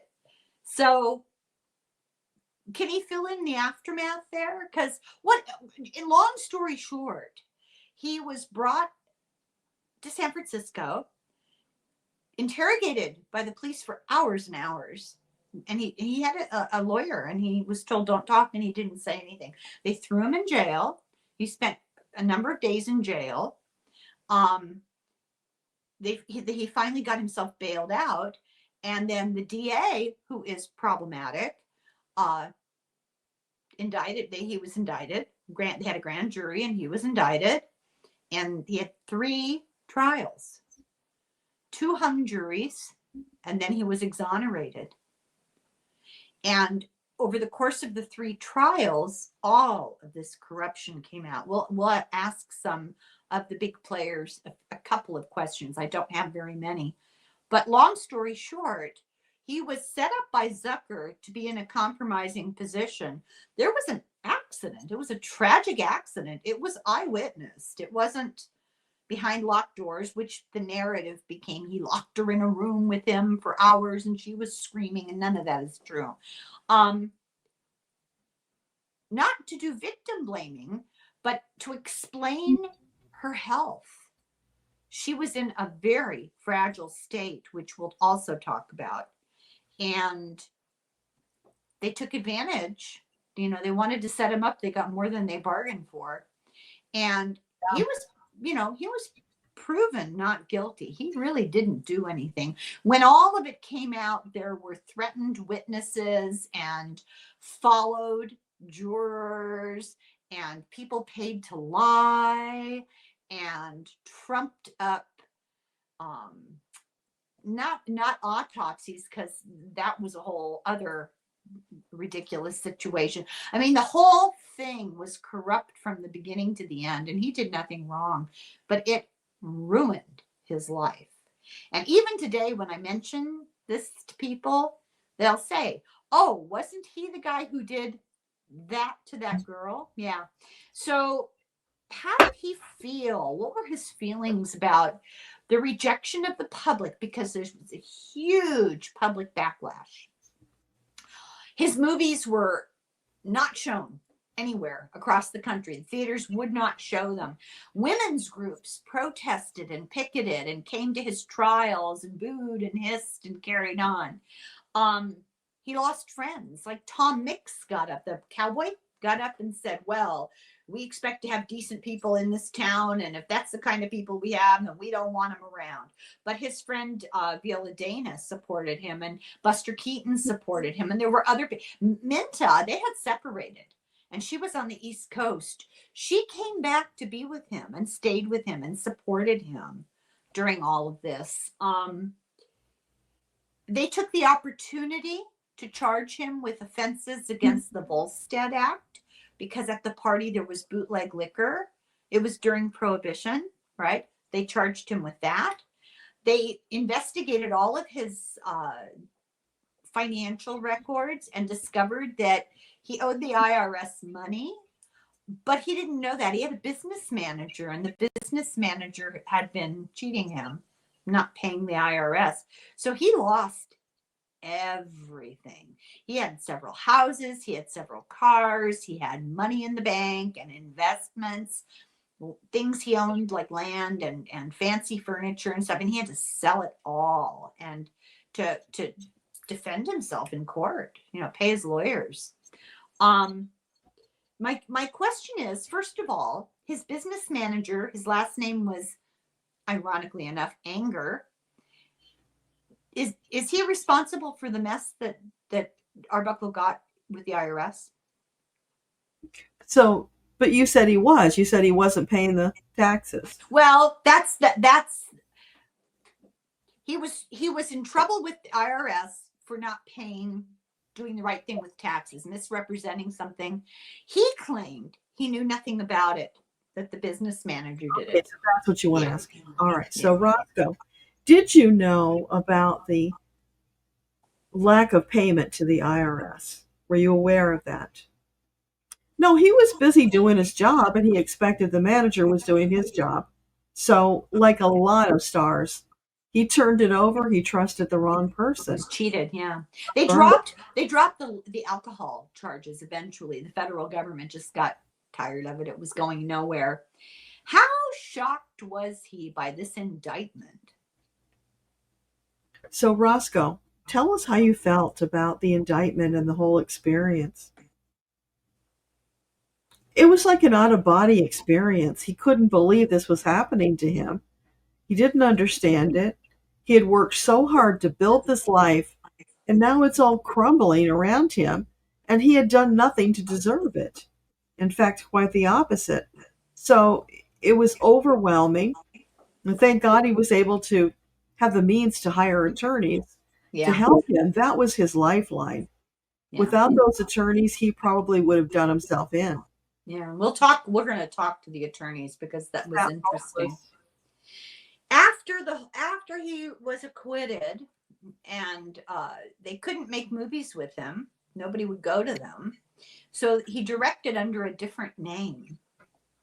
And this is where his abilities to do things paid off, because he had taught himself all this stuff already. So he's a skilled director. He was quite good. And eventually he met a young woman and got married. And her name was Addie McPhail. And I'm just curious what she was like. So, Roscoe, tell us what your second wife was like. She was a balm for the soul, exactly what he needed.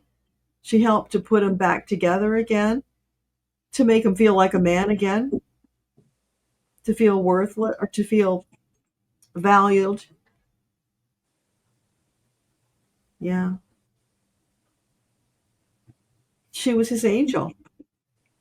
That's pretty much how it's described by observers. Yeah. Yeah.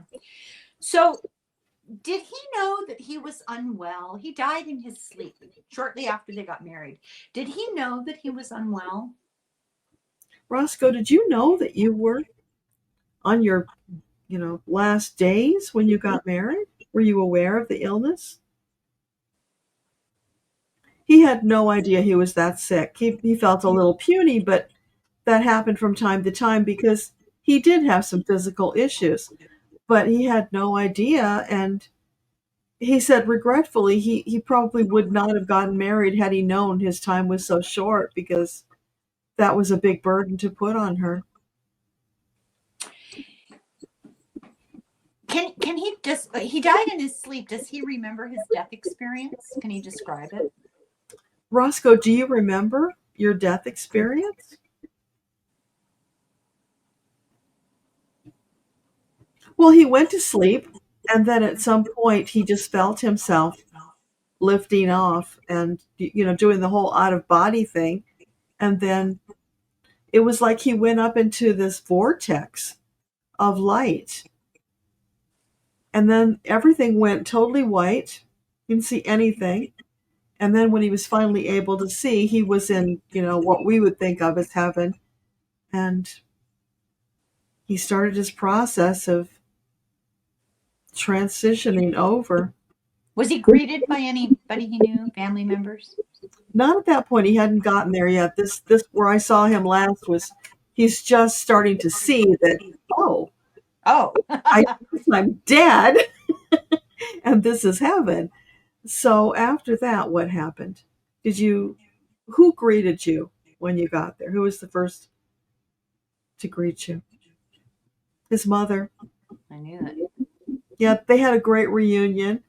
And then friends, a lot of friends who had, some from the Spanish flu and some from other things that he had lost through the years. And some people he was fond of from when he was a little boy who had given him a hand up.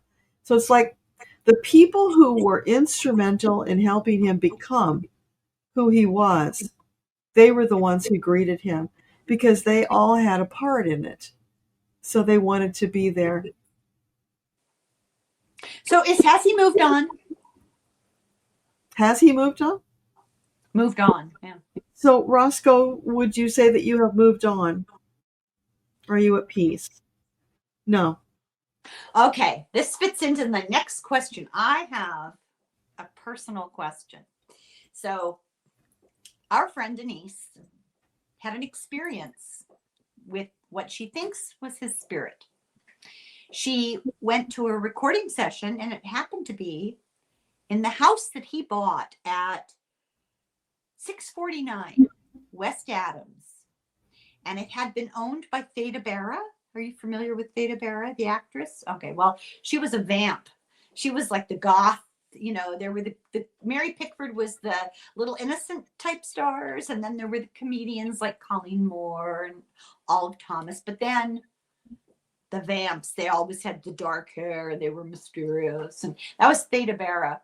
And she had this beautiful house, and he ended up buying this house after her. And this is where this recording studio was, in the basement. And there was interference while they were recording. And when they were done, Denise said to one of the male engineer guys, "Why did you sing along? We could hear it. I didn't want to interrupt the song, but we could hear you singing along." And he said, "I don't know what you're talking about, because I wasn't singing." And somebody else said, "Oh, that happens occasionally.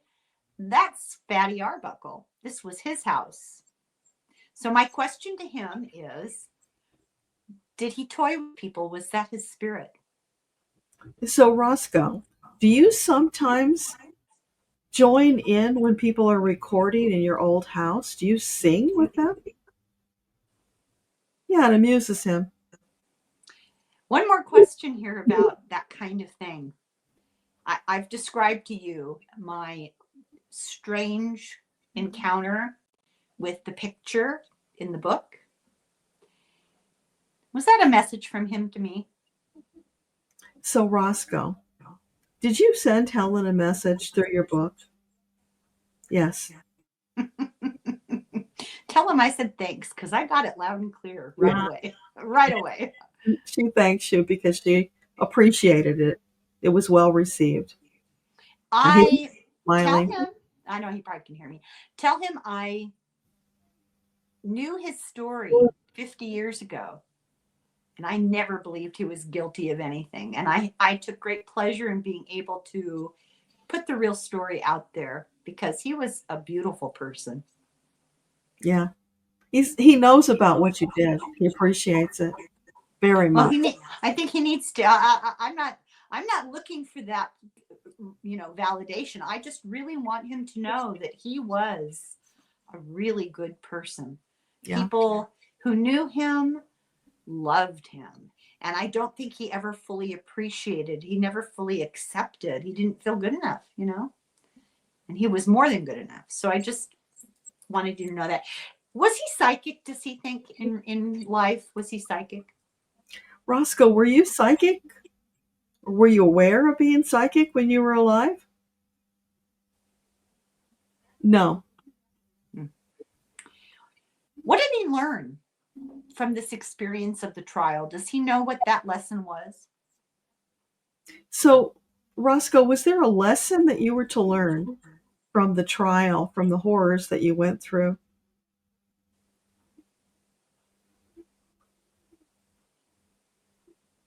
Yeah, just people who are so two-faced, you can't trust them.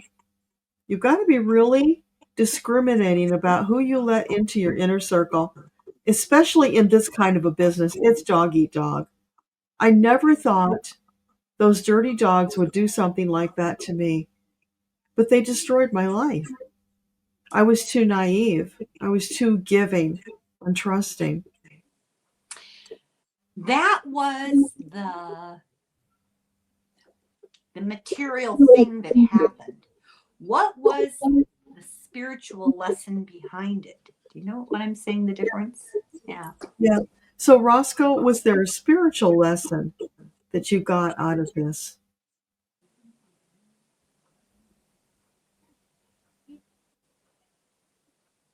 Because he was so sensitive and he was an empath, people often took advantage of him. So it was a big lifelong lesson for him about standing in your power, not letting people walk all over you and take advantage of you, having healthy boundaries. So for his next iteration, whenever that is, that will be a big thing that he focuses You on. will know. Yeah. Yeah, because it's a very sad story. He wasn't stupid and he wasn't completely naive. He, look at his life from a very, very young age. He was capable of functioning and but he thought the best of people, and it was easy for him to dismiss negativity in people and minimize it. Yeah. And he was Laugh it off, he says. He laughed. yeah, taken advantage of. It's really sad. I hope it didn't make him bitter. I don't feel that. No. No. It's a big lesson in who you trust. Well, tell him I love to go. Pattern. I love to go on YouTube and look at the shorts of his early black and white, early silent films with Mabel Normand. I absolutely love them. Okay, thank you to him for doing this. And now we're going to ask some other people some questions Okay. about Thank you, Roscoe. Mabel Normand. Mabel Normand was a great comedian. She was the love interest of Max Sennett and a really good friend of Roscoe Arbuckle. And I wanted to ask Mabel if she could describe her relationship with Max Sennett. So, Mabel, tell us about your relationship with Max Sennett. I know it was crazy, but there was something charming about him. He was rascally. He challenged me. I just enjoyed being around him. And I know that sounds crazy, but Oh, there's that's no what it accounting was. for taste. So what was her perception of Roscoe? What was he like? So, Mabel, tell us your impression of Roscoe. He was a great kid. I really enjoyed being around him. We had some good times together. And I'm sorry about what happened to him. Yeah. Why did she hate Charlie Chaplin? So, Mabel, why did you hate Charlie Chaplin?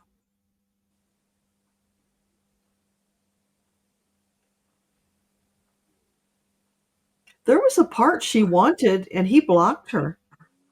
So it started with that. Mm, Do you know yeah. what that's about? No. Resentment, right? Yeah. Yeah, he was kind of ruthless.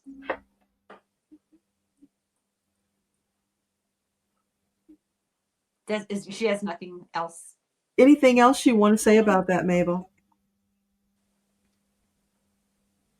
Well, once he blocked her from that part, she had a bitter taste about him. Yeah. So then all the other things about him were magnified. She Yeah, well, wouldn't that's have gotten rid of it I can if she relate to got that. part. I think that's called holding a grudge. I know that. So, can she talk about? I hate to bring up awful stuff, but can she talk about her encounter with Mae Bush and her injury? Yeah. So, Mabel, can you tell us about what happened when you were injured by Mae Bush? It was a nightmare. I probably was foolish for confronting them because tempers were high, and of course, you know what happened.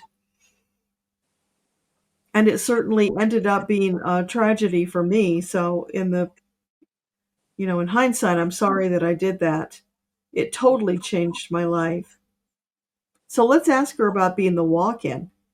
Well, first, before you ask that, when she came out of the coma, what was her perception of the after effects? They said it changed her completely. Kind of fits into the question of the Yeah. walk-in. Yeah. Yeah. So Mabel, can you tell us what was going on when you came out of the coma? Well, at first, it was very fuzzy. She was disoriented, and it was like disoriented, time, place, everything. She just didn't know where she was, who she was.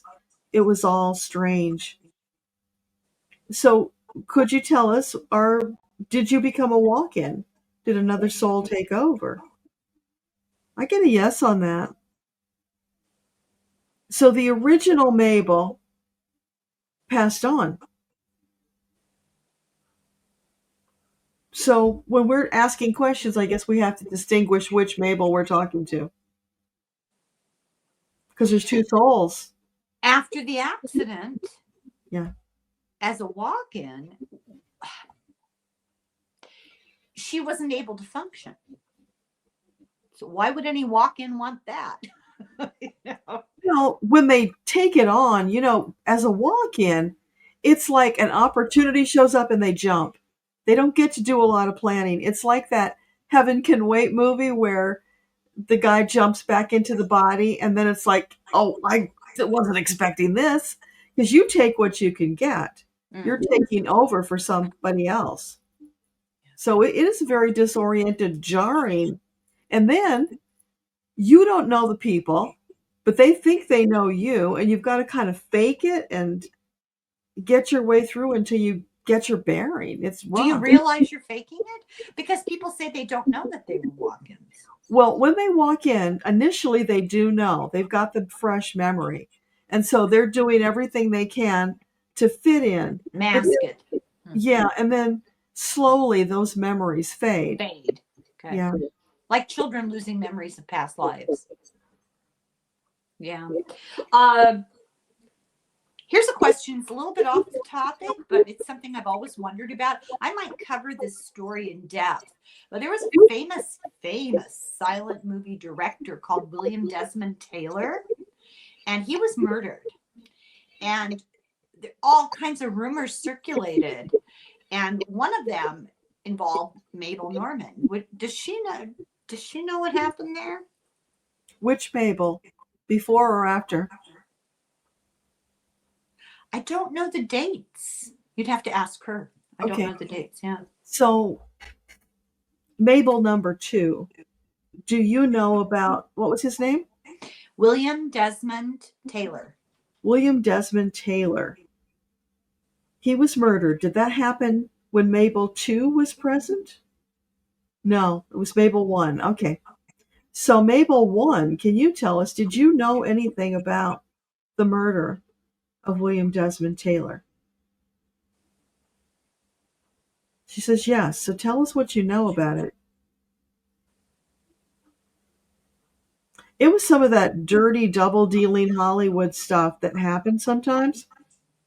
He What does crossed, that mean? well, he crossed the wrong person. So who murdered him? Can you tell us? It was a setup. Someone was, sent to take care of him. So Was what it the mother? Was it the mother of that child star? was it a mother of a child star who wanted him gone? No, no. This is between the guys. This is like the kind of mob stuff, with money. And so, did he owe people money for a film or something? There were people who invested in some of his work, and it's fuzzy, but it's like it was a washout or something. He lost that money, and then he couldn't get it for them quick enough. It's kind of like loan sharking.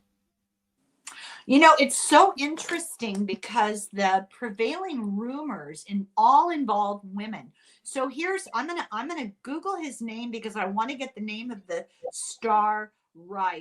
He was purported to be in a relationship with a young woman who had been a child star, but she had been a child star way past the time when she was a child, and she had one of these raging stage mothers, Yeah. and the story is the stage mother caught them in the act and killed him. Oh. Yeah. So the name of the girl is, hold on, I got a picture over here, but no name. And I do want to get it right. Murder. Oh, come on now. Investigation. Mabel Normand. So in his pocket, they found a wallet with money, a pocket watch, a penknife, and a locket bearing a photograph of actress Mabel Normand. Oh, interesting. Ask him, did he have a relationship with her? So, Mabel, did you have a relationship with him? A physical relationship with him? No. Oh, did it have to do with cocaine? Does it have anything to do with cocaine? That's weird. No. Were you related to him? They were related in some way. Who was?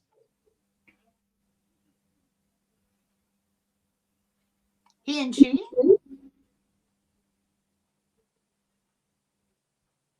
I don't know, maybe siblings? There was some kind of a relationship there that it wasn't romantic. Well, he had a double life. He had been married and had a family and abandoned them and got a different name and came to Hollywood. Oh, Oh, it's a interesting. great story. I should do that story. It's a very interesting story. Yeah. But here's the name of the child star, former child star, a teen screen idol, who he had what's the word, guided her career. Her name was Mary Miles Minter. So she wasn't involved. Well, let's ask that. So, Mabel, do you know, was the murder of what's his face, was that connected to the child star in any way? She's saying no, it wasn't. There was a lot of drama going on there, and there was certainly the feelings where the mother might have done that, but somebody beat her to it. Well, there's this whole narrative. I mean, there's different theories, right? One of them is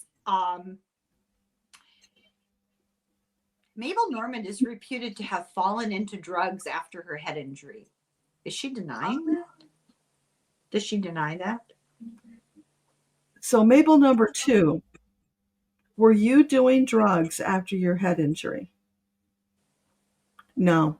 No, they used that to get rid of her because she Well, wasn't the same. well, according to this particular theory, William Desmond Taylor, was trying to help her with her dependency, and he met with federal prosecutors shortly before his death and offered to testify against her suppliers, and they were upset and hired a contract killer to kill him. I'm confused. Okay, so he had some sort of affectionate relationship with her, not sexual, but that he was fond of her. And she had gone into a spiral and was now addicted to cocaine. And he went to prosecutors and said, I know who her suppliers are. You want to arrest the suppliers, I can give you that information. The suppliers found out and hired an assassin. Well, I was getting that it was like a hitman. So maybe but she's denying that she had any dependency. But people who knew her around her said she did. I had forgotten about that. People talked about that quite a bit. So Mabel, too, can you tell us, is it true that you were doing drugs? Did you go off on a rampage with drugs? Yeah, it's confusing because of the two Mabels. But yeah, she's admitting that she did. She doesn't want to talk about it. Well, no judgment. We don't, I mean, I have nothing invested in it, you know, Yeah. neither do you. We're just trying to clear up the mystery of it all. If she was partly responsible for this guy being murdered, whether he was her father, her brother, or whatever he was. Yeah, we got to look into that. Does she know what their relationship was? Do you know, Mabel, what the relationship was with Taylor? Was he Mabel's father?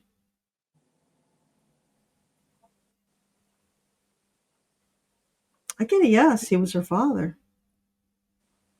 And did you keep it a secret? Was it kept a secret? Nobody knew? Yeah. Because it probably would have hurt her career. Well, he abandoned them. He just abandoned the entire family. You know, and he was this, you know, pseudo-English, aristocratic, you know, it was too much. So this is very twisted up. Yeah. Ostensibly, the story is she died of tuberculosis. Is that what happened? So, Mabel, can you tell us what caused your death? Was it tuberculosis? No. It was the drugs. And you also have to remember, she was debilitated because of the injury. So she was susceptible to something like that. Well, those movies she made with Roscoe Arbuckle were genius. She was wonderful, really wonderful. It's such a tragedy. I'm sorry that happened. He was already gone at that point. It was the other Mabel. Yeah. Well, thank you for that. We'll move on and ask some questions of his wife, Minta. And we won't go into all the details of their relationship. It was weird. A lot went on, although they were very fond of each other for their entire lives. Maybe she could describe meeting him. Okay. So, Minta, can you describe meeting Roscoe?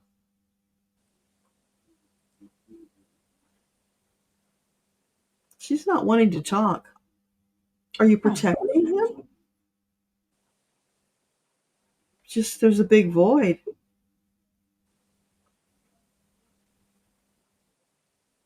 Are you still mourning him? It's like it's like a meteorite hit, and there's a big hole. Hole in her heart. Her soul. It just was that devastating. What happened? Yeah.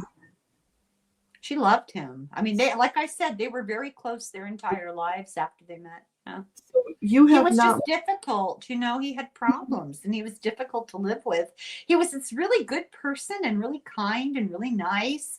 But when he was depressed and he drank, he was difficult to deal with. And he'd go out and drink with the boys all night. And he had never learned how to be in a relationship.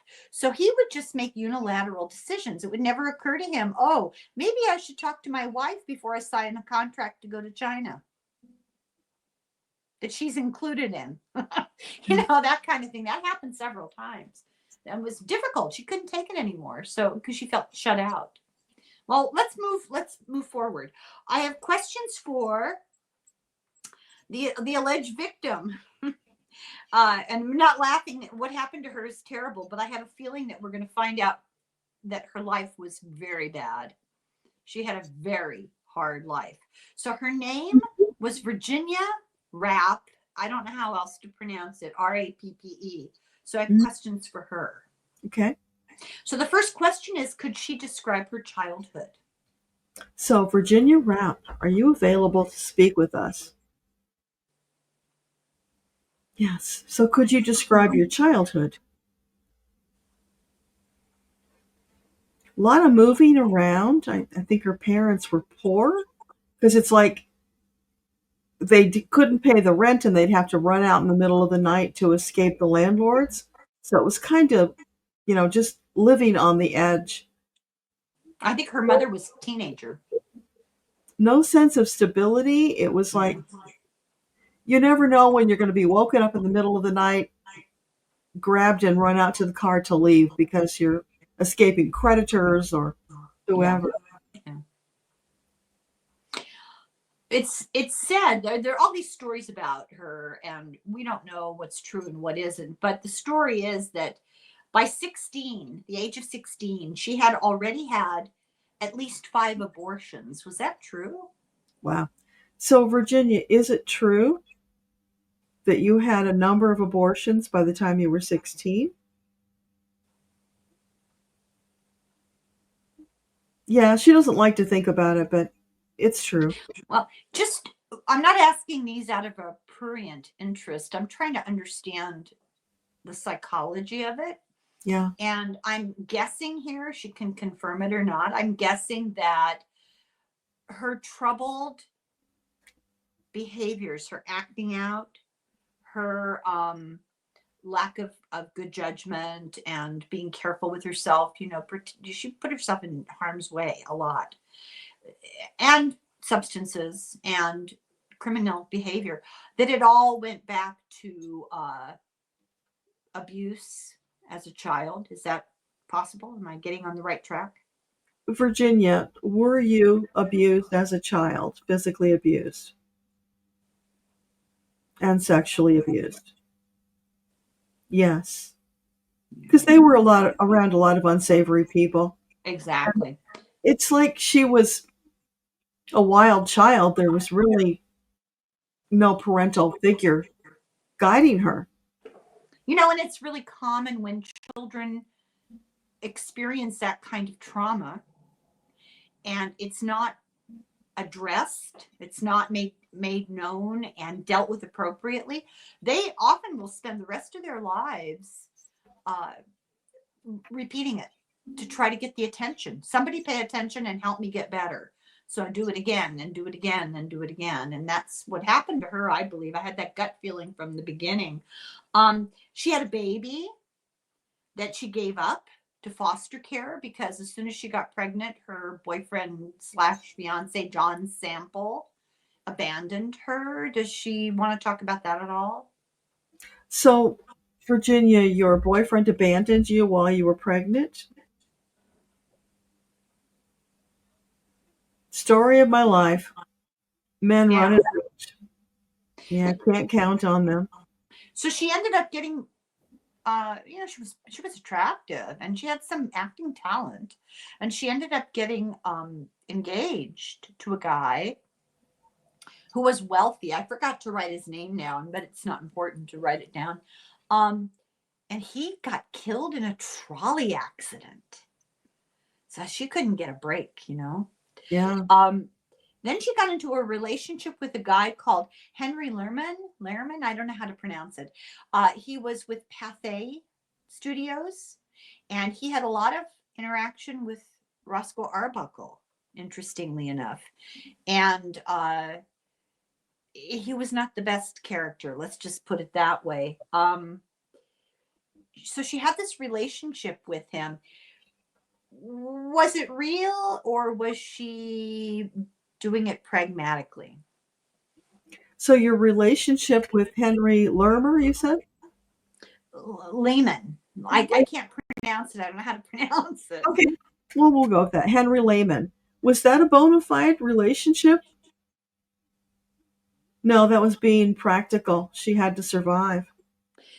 Well, and there are rumors, I'm sure, she's not unaware that there were rumors that she was trafficking and engaging in sex work. And were those true, or were those just false rumors? So, Virginia, were you involved in some kind of trafficking? Yeah, I did what I had to do to survive. So the weekend of Labor Day, the party in San Francisco, was she in San Francisco to go to the clinic for an abortion? Were you in San Francisco the weekend of Labor Day when Roscoe Arbuckle had his party? Were you there to have an abortion? Yes. Did she have it the morning of the party? Did you have it the morning of the party? No, the day before? 2 days before. 2 days before.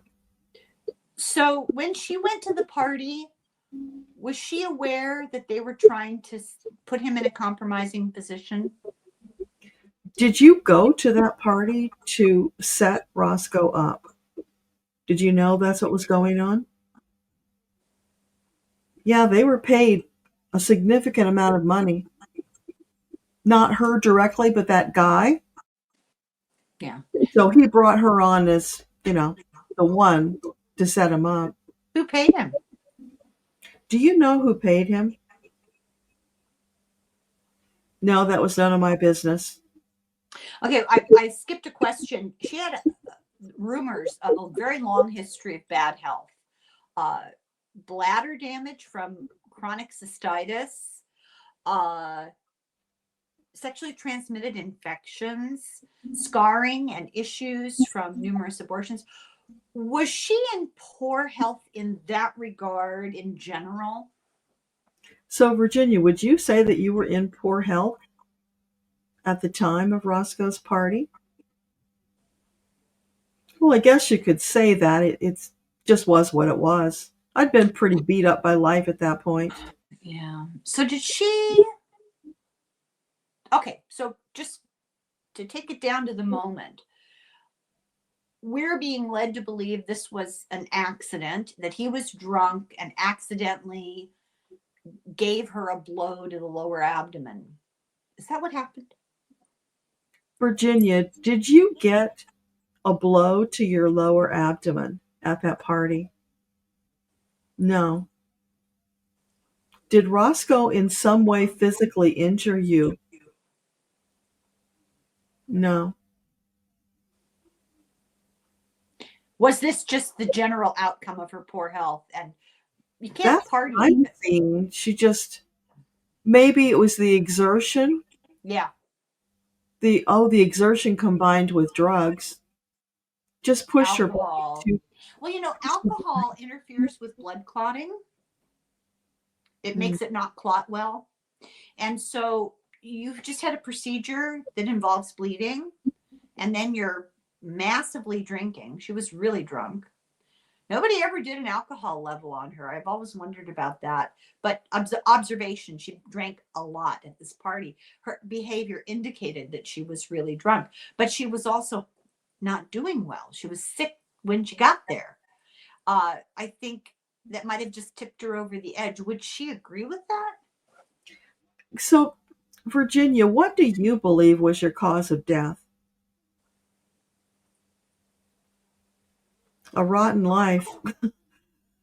Yeah, but can you help us to understand what actually caused you to die on that day? Yeah, she was hemorrhaging. Yeah, that's what I thought. What does she think? I mean, she sounds like a pretty cynical person at this point, the school of hard knocks. What did she think about Lehman? Because they were supposed to be engaged. What did she think about his very quick marriage and his behavior after her death? He took off to go be with the girlfriend. So what did you think about Layman running off to be with the girlfriend? No, never mind. At that point, it didn't matter. Yeah. She was So beyond. I'm sorry. Nobody should have that kind of life. It's terrible. Well, but Let's you know, from the karmic perspective, she energetically attracted that because that was what she wanted to work on, and she didn't successfully work on it. So she'll do it another time. Oh, great. Oh my God. I'm going to straighten out my act. So let's move on. Two of the other people at the party that were uninvited and troublemakers were a guy by the last name of Semknocker. I forgot to write his first name down. And a woman, Maud Delmont. And she was a major con artist. She had a rap sheet a mile long. So they might have known what went behind this plan. So my question for either one of them or both of them is this. It is a setup. Who set it up? So May and Stepcocker. Maud Delmont and Maud? a guy called Semknocker. Maud and Stepknocker. No, Semknocker. Step whatever. Okay, It's an Maud. awful name. Yeah, Maud and Step. Did either of you or both of you know that Roscoe was being set up at this party? They say they didn't. They just were kind of there seeing the whole thing happened and took advantage. So somebody paid you after the fact to lie. Yeah. Yeah, that was my next question. They were What like happened to Virginia's clothes? to They'll her know. What happened to Virginia's clothes? clothes. They should know. Yeah. So what happened to Virginia's clothes? Do you know? Yeah, they got rid of them. That's true, 100% true. You got rid of them because they were bloody?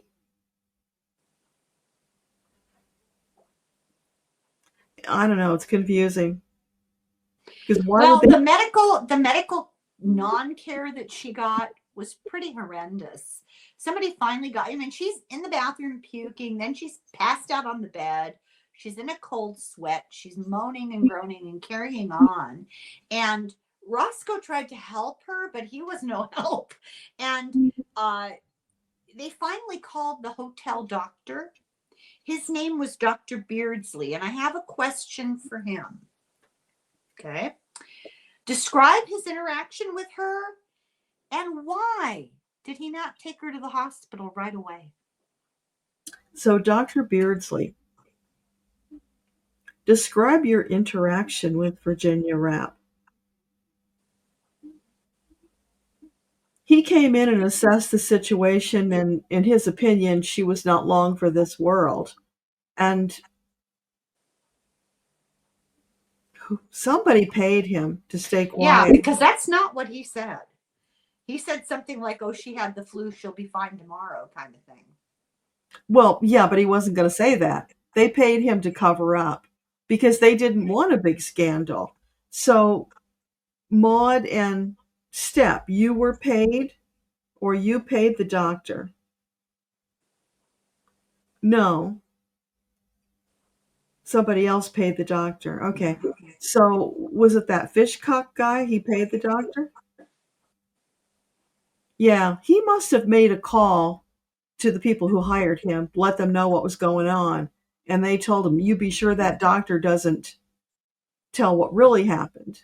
Yeah. You know, this is a hotel doctor. He's Yeah, used to covering things up. Yeah. The next doctor that was involved was I think they brought her to a clinic, his clinic, where she had the abortion. And this is what we're assuming. And his name is Dr. Rumwell. You can't make this up. Rumwell. So I'd like to ask him, Dr. Rumwell, were you an abortionist? And was that a big part of your clinic clientele? Because that's the rumor. Okay. So, Dr. Rumwell, are you available? Okay. So, in your clinic, did you regularly perform abortions? Sure, we did them all the time. It was pretty common. Did he do one? Did he do Virginia's? Did you perform an abortion on Virginia Rappe?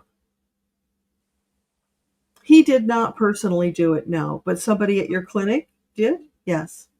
And they're trying to cover up the fact that they did an abortion on somebody who was in such fragile gynecological health that her entire organ systems were impaired.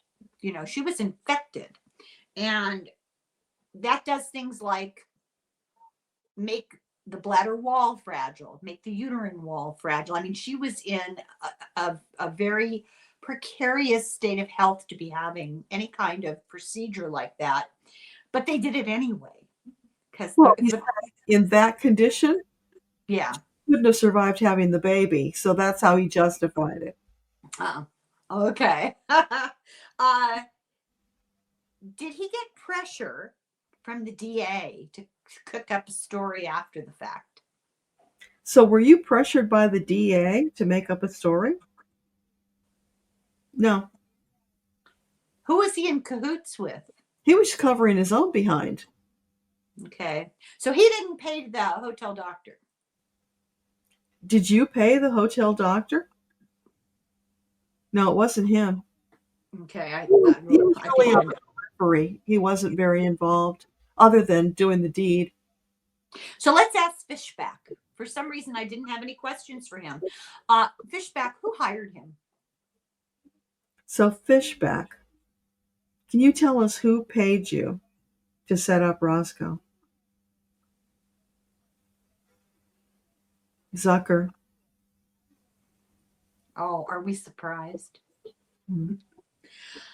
The next person I want to ask just one question. A woman named Victoria Cumberland. She was a nurse who took care of Virginia while she was dying. If she would describe Virginia's condition, because there's so much misinformation, and she seemed to be pretty honest. So what did she see? So Virginia Cumberland, are you available? Could you tell us about Virginia Rappe? What did you see?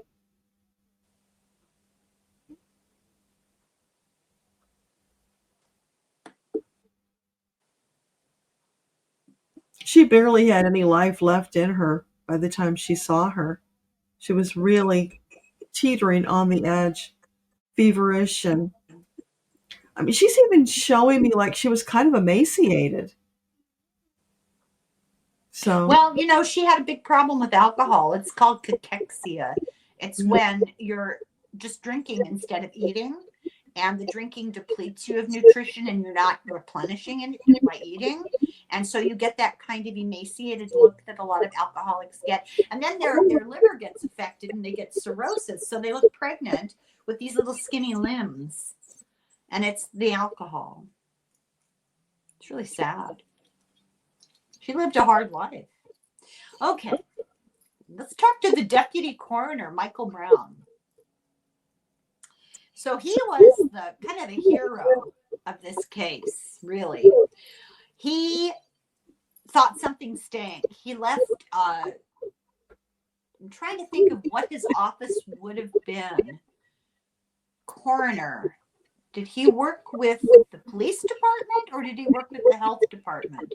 There's the medical examiner and the coroner, and one is with one, the other's with the other. I guess it's irrelevant. He was the one who got involved. He got wind of the fact that somebody was doing an autopsy, or here are the blood results of the autopsy. And he was like, what autopsy? Nobody's ordered an autopsy yet. Protocol hasn't been followed. What are you talking about? And there were a lot of, well, I don't know, you know. So he physically went down to the clinic and caught Dr. Rumwell and another doctor red-handed with containers with her organs in the containers. So nobody knows who ordered this autopsy, and nobody really knows what the results were. There was no blood alcohol level taken, and there were never any autopsy results that they were able to really look at that they could trust. It was all very hush-hush. So my question to him was just to talk about the shady stuff that he saw, and what did he suspect was going on? So, Dr. Michael Brown, would you like to share what you saw on that day with Virginia Rappe?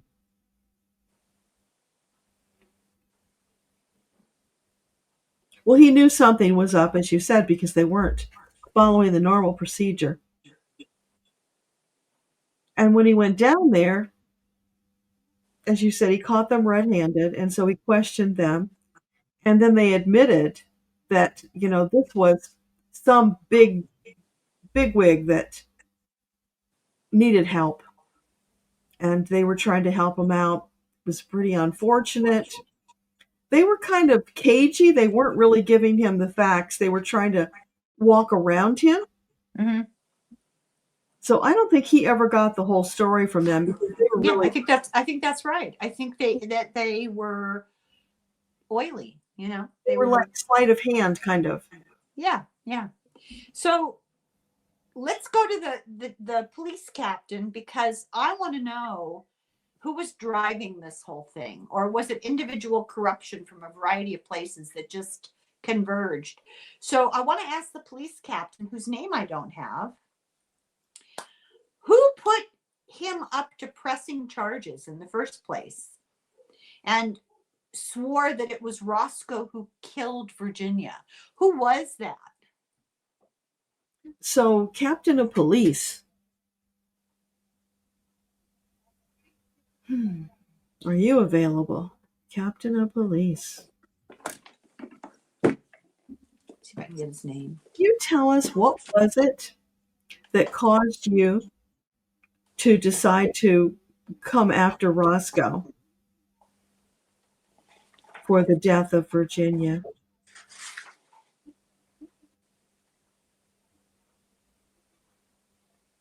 It was the DA. This DA was looking to make a name for himself, and he was sniffing around and got wind of this, these big names. This is the case that's going to make his career. Guess who my next person is to ask questions of? Okay, so this is the clue that I think solves the whole mystery. So when the author, Andy the girl, when the author went to the basement archives of the museum, she found a filing cabinet full of information about these trials that had been sitting there since the 1920s. And there were documents in there that had never been opened. She opened one of them, and out fell 2 checks, each for $10,000, written to DA Matthew Brady from Zucker's studio, signed by like the accountant or somebody from the studio. So my question for DA Matthew Brady, now this is not Matthew Brady, the Civil War photographer. This is a different Matthew Brady. Did Zucker give you $20,000 in 2 separate checks, 2 $10,000 checks, to pursue this indictment?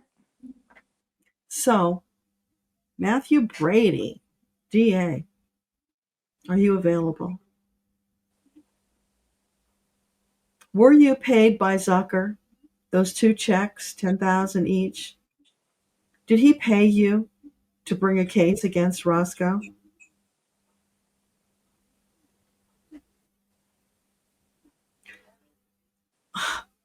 No, he didn't want a case against Roscoe. He was trying to pay the DA to let the case go. Because so he paid him, but it was not to do it. It was to not do it. He wanted to save his star. Oh, isn't that interesting? All this time, people have thought it was a payoff, a bribe to pursue it. So yeah. Was he driven completely by ambition? He was going to run for governor. Was that what was going on? Yeah, because he got the money to make the case go away. Because the studio wanted Roscoe back. He was valuable. Wow. They didn't want him to go down. But this DA had his own plans. His own ambition. Was it the political ambition? Ask him, is it because he was running for governor? So, Matthew Brady, was it because of your run for governor? Yeah, that he had ambition for a career. And Wow. he thought he could make Wow. his name on this case. So I kind of know the answer to my next question, my last question for him. Did he pressure, intimidate, threaten, and kidnap witnesses like Previn and Blake, the nurse Wakefield, and jurors? Because that all happened. Did he do that? Was he responsible? So, Matthew Brady, were you involved in kidnapping and intimidating witnesses and jurors? Yeah, he had this little syndicate going. Yeah. It was part of a bigger corruption in the system in San Francisco.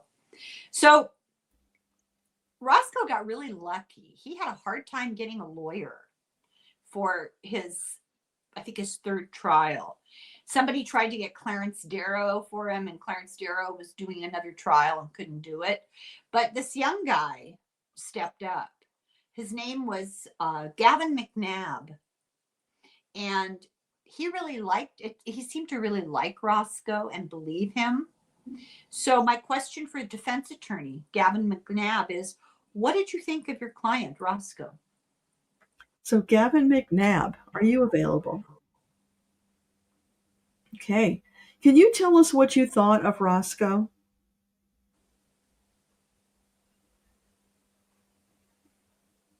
I liked him a lot. He was a good guy, and he was clearly being railroaded. So it was my honor and privilege to do everything I could to get him out of the jam that he was in.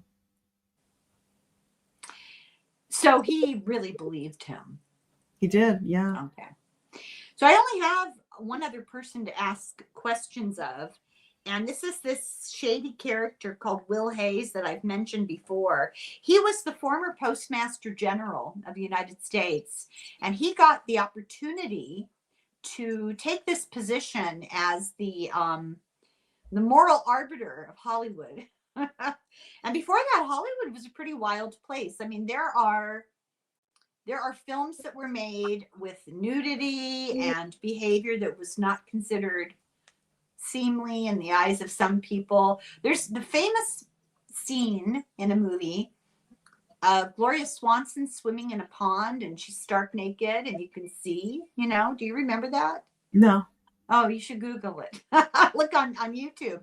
Not, I know you don't care about Gloria Swanson being naked, but this was like a pivotal moment in Hollywood. And then there was the death of William Desmond Taylor and the scandal around that. So maybe some of this accusation about the young women being involved and the mother maybe killing them and Mabel Normand being involved, maybe all of that was just rhetoric to provide moral outrage, because Hollywood was a den of iniquity. I mean, this nonsense has been going on for a long time.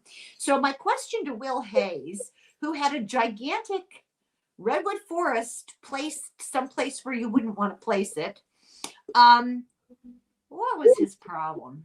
What was it? I was serious. That's a serious question. What was your problem? Yeah. So, Will Hayes, are you available? So, what caused you to be such a prude, to come down on Hollywood, trying to change the culture? He was a prude. So, he got a blank check from the federal government. I mean, it was incredible. They just gave him carte blanche. He lived the high life once he had that job. Yeah.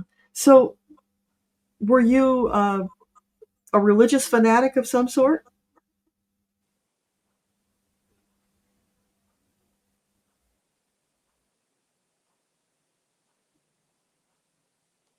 He had aspirations to be more, but yes, he was a religious fanatic. So he took advantage. He married those two together.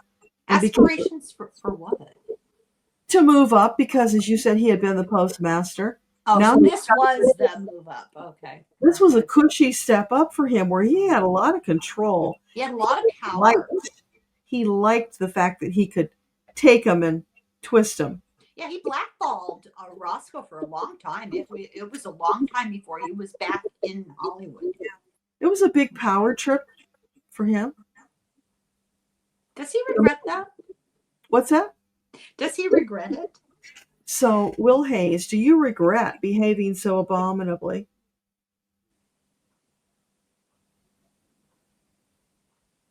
It was a long time ago.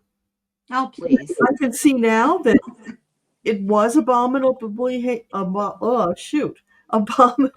behavior, but that's who I was then, and I had to learn. So He reminds me in some obscure way, he reminds me of Mike Johnson. Does he have a message for Mike Johnson? So, Will Hayes, what guidance would you offer to Mike Johnson, who has a lot of similarities to you? I would tell him to get his act together now. Get over himself because he is not going to be a happy camper when he gets to the other side.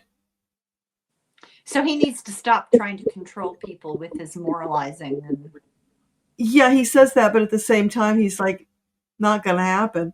He's too far down that path. He's not turning back. I think we call that a lost soul. Yeah. Well, tell him thank you. It was I didn't expect to talk to him tonight. I'll tell you what. Thank you. So how about that first story? I can barely keep up. It's got more twists and turns and This is why amazing. I find it so interesting, because there are so many different agenda going on and so many corrupt purposes and lies and fairy tales about people, and it's just terrible. There's also that undercurrent, that seamy undercurrent like of the mob Mhm. at the same time. And it's almost like that's the roots and it's coming up into the plants, infecting them. Well, think of the time period. Hollywood came into its own, began during Prohibition, and a big criminal enterprise was bootlegging. And guess who was a big, gigantic bootlegger? William? Joe Kennedy. Oh, yes, that I knew. And guess who his longtime affair was? Gloria Swanson. He brought Gloria Swanson home to his house at Hyannisport when his wife and children were home.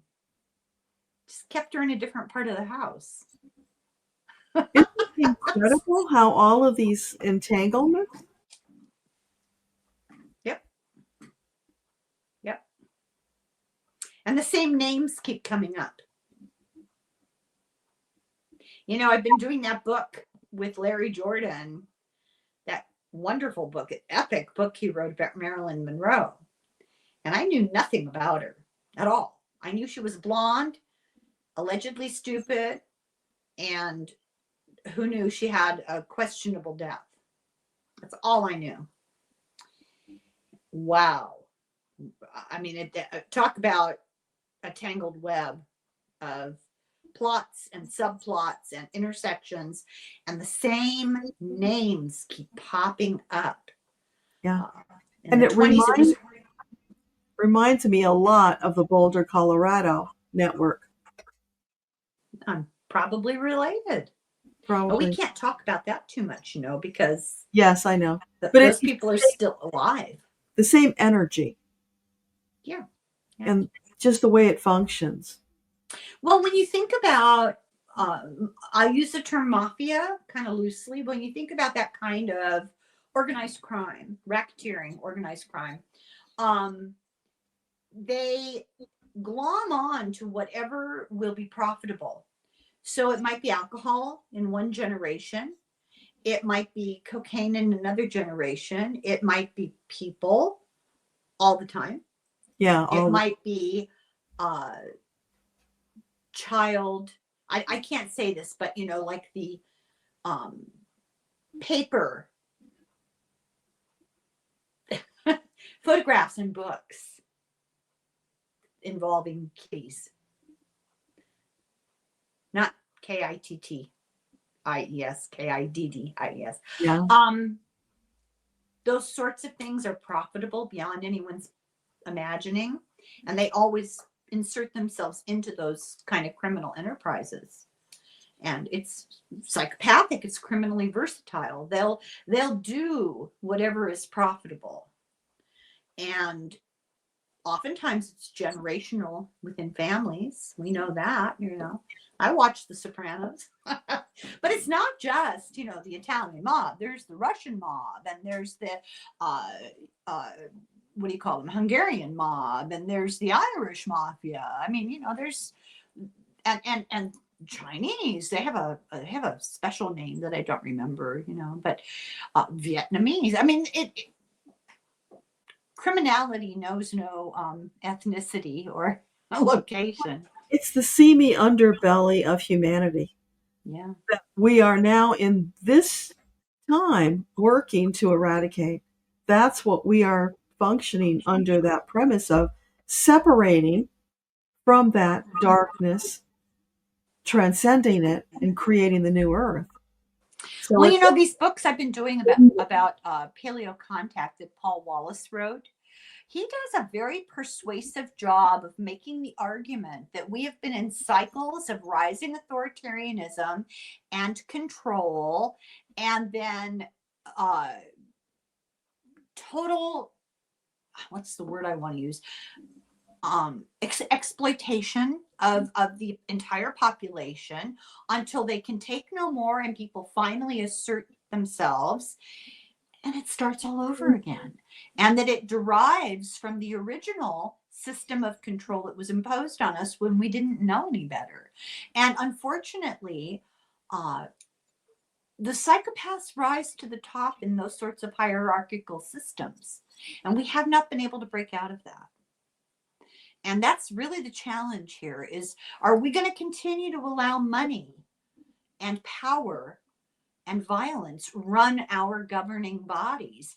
We're allowing our candidates and leaders to be bought and paid for. We're allowing corporations to be called people. We're allowing the person with the most money gets to call the shots and put in place murderous people with no soul, no heart, no emotion. When you hear a leader of a country who's told this other country on the other side of the planet has just been bombed egregiously, everything's on fire, it's terrible, and his response is good. Yeah. That's everything we need to know about where we are right now as human beings. It's a hard place to be, to sit. You and me and all the good people who watch this all feel the same way. This is very painful to watch, but this is the lesson we're learning, and everybody has to learn it. We don't get to graduate independent. It's not independent studies. This is a group thing, and everybody has to get it or none of us benefits. Everybody. Well, in this iteration, what I'm being told is that when we get to a certain number, then we can rise above, we will transcend, and the dark ones will stay behind. Yeah, I've heard that theory too. I don't know what I think. I just know that right now, today, at this moment, too many people do not care what happens to other people. Yeah, absolutely. That's like in your face right now. But it's shocking. It's shocking. I've seen very middle class, very nice looking, they don't look like criminals or bad people, being interviewed, man on the street type interviews. What do you think about what ICE is doing? And I heard a young woman say, as long as my family and friends are okay and we're all good and we have what we need, I don't really care. I'm good with it. Yeah, I've heard a lot of people say that. Does that shock you? People that I thought I knew who suddenly have this idea. I know one woman because she's mad about Bobby Kennedy, not so much Trump, but she was all for Bobby, so that pulled her in, and now she's full MAGA. And we're the hateful ones. I had a conversation this weekend. It blew my mind. A very religious person. In this conversation, this person was told the topic was dental work. You know, you think you're on safe territory, right? And this person was told, oh yeah, you know, George Washington had all fake teeth. Who knew they had dentures in those days? And this person said, yeah, they were wooden. The response was, no, they weren't wooden. They were embedded in a wooden frame. They were real teeth. This George Washington was a slave owner. And when he needed teeth, they pulled the teeth from his enslaved people and put them in a wooden frame. That's what his teeth were. And the response of this person was, oh, well, if they had good teeth, they must have been well taken care of. My head was exploding at this point, you know, and I stepped in and I said, well, no, they had good teeth because they were denied sugar. People developed degeneration of their teeth cavities and problems, dental problems, mostly because of the sugar in our diet. And when sugar became a commodity available to the wealthy, they began to have tooth decay. The people who didn't have bad teeth were the poor people who had nothing. It wasn't they had better nutrition. They had less access to the luxuries of life. And I was asked, well, how would you know that? My response, I couldn't help it. I said, history class. Horrified. You can tell I'm still horrified. It's been 3 days and I'm just like, are you kidding me? Are you kidding me? People like just turn their brains off. Where's the outrage that was done to people? Let's justify it by saying, oh, they had a good diet. Oh my God. Oh my God. I can't believe it. Okay. We're getting off topic. New day is dawning in the not distant future. That's what we're holding up to. That's right. Well, in the meantime, you know, I keep hoping that we're going to do these sessions and get some advice and direction from these people who've gone before us. I think Roscoe Arbuckle had something very important to say about establishing boundaries and, you know, realizing, being clear about what your boundaries are, what's right and what's wrong, and being aware that not everybody thinks that way. Yeah. Well, this was exhausting. I hope you're not exhausted. Well, I think I'm done. Well, we went almost 3 hours. Now, I don't know how to break these things up. So I am going to just save it for a day in the next week or so where I don't have anything going on. I have our session about Johnny Gosh coming up. I've got it scheduled for this week. And then this would be the next one. So probably next week, when I have nothing at all scheduled, I'll put it up, and I might just not do something for a couple of days. And you can always put it on pause and go back to it. I can break it in two for you if you want. Okay. I can send it to you on my drive, right? And then you can send it back. It took me a while to figure out how to access that thing that you sent back. Well, now you know, so I don't remember what I did. I just started punching buttons and then eventually. But I'll send you the link and you'll just go there. Okay. All right. Thank you. This is remedial technology 101.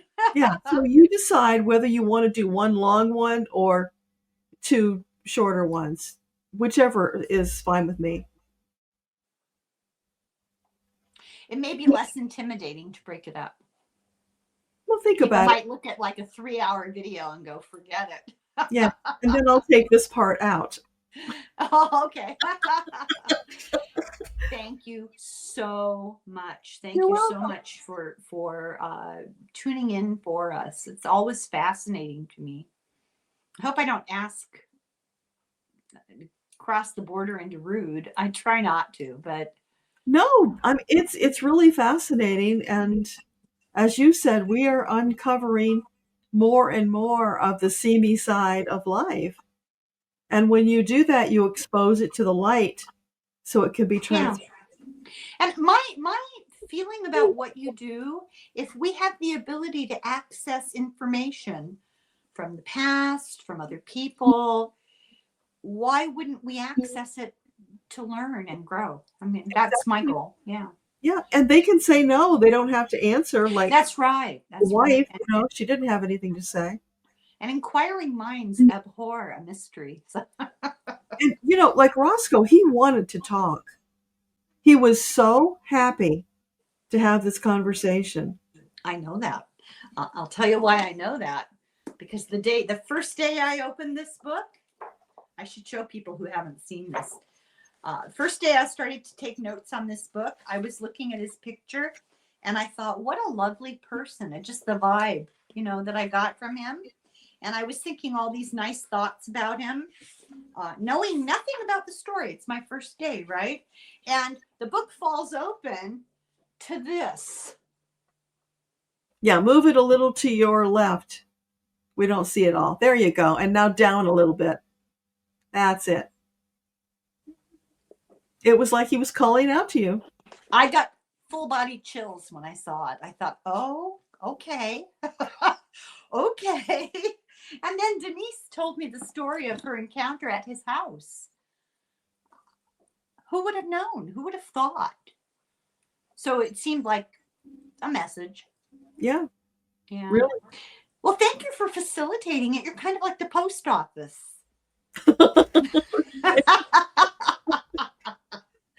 Thanks so much. Thank you, everybody, for watching. Thank you, Deborah, for being our post office. Oh, and my background, we should say, is a silent film. Yes, sorry. Yes, we should say that's AI, huh? Yeah. You've gone over to the dark side. I'll tell you some stories about that another time. It's been too long tonight. Thank you, everybody. Bye, Slancha.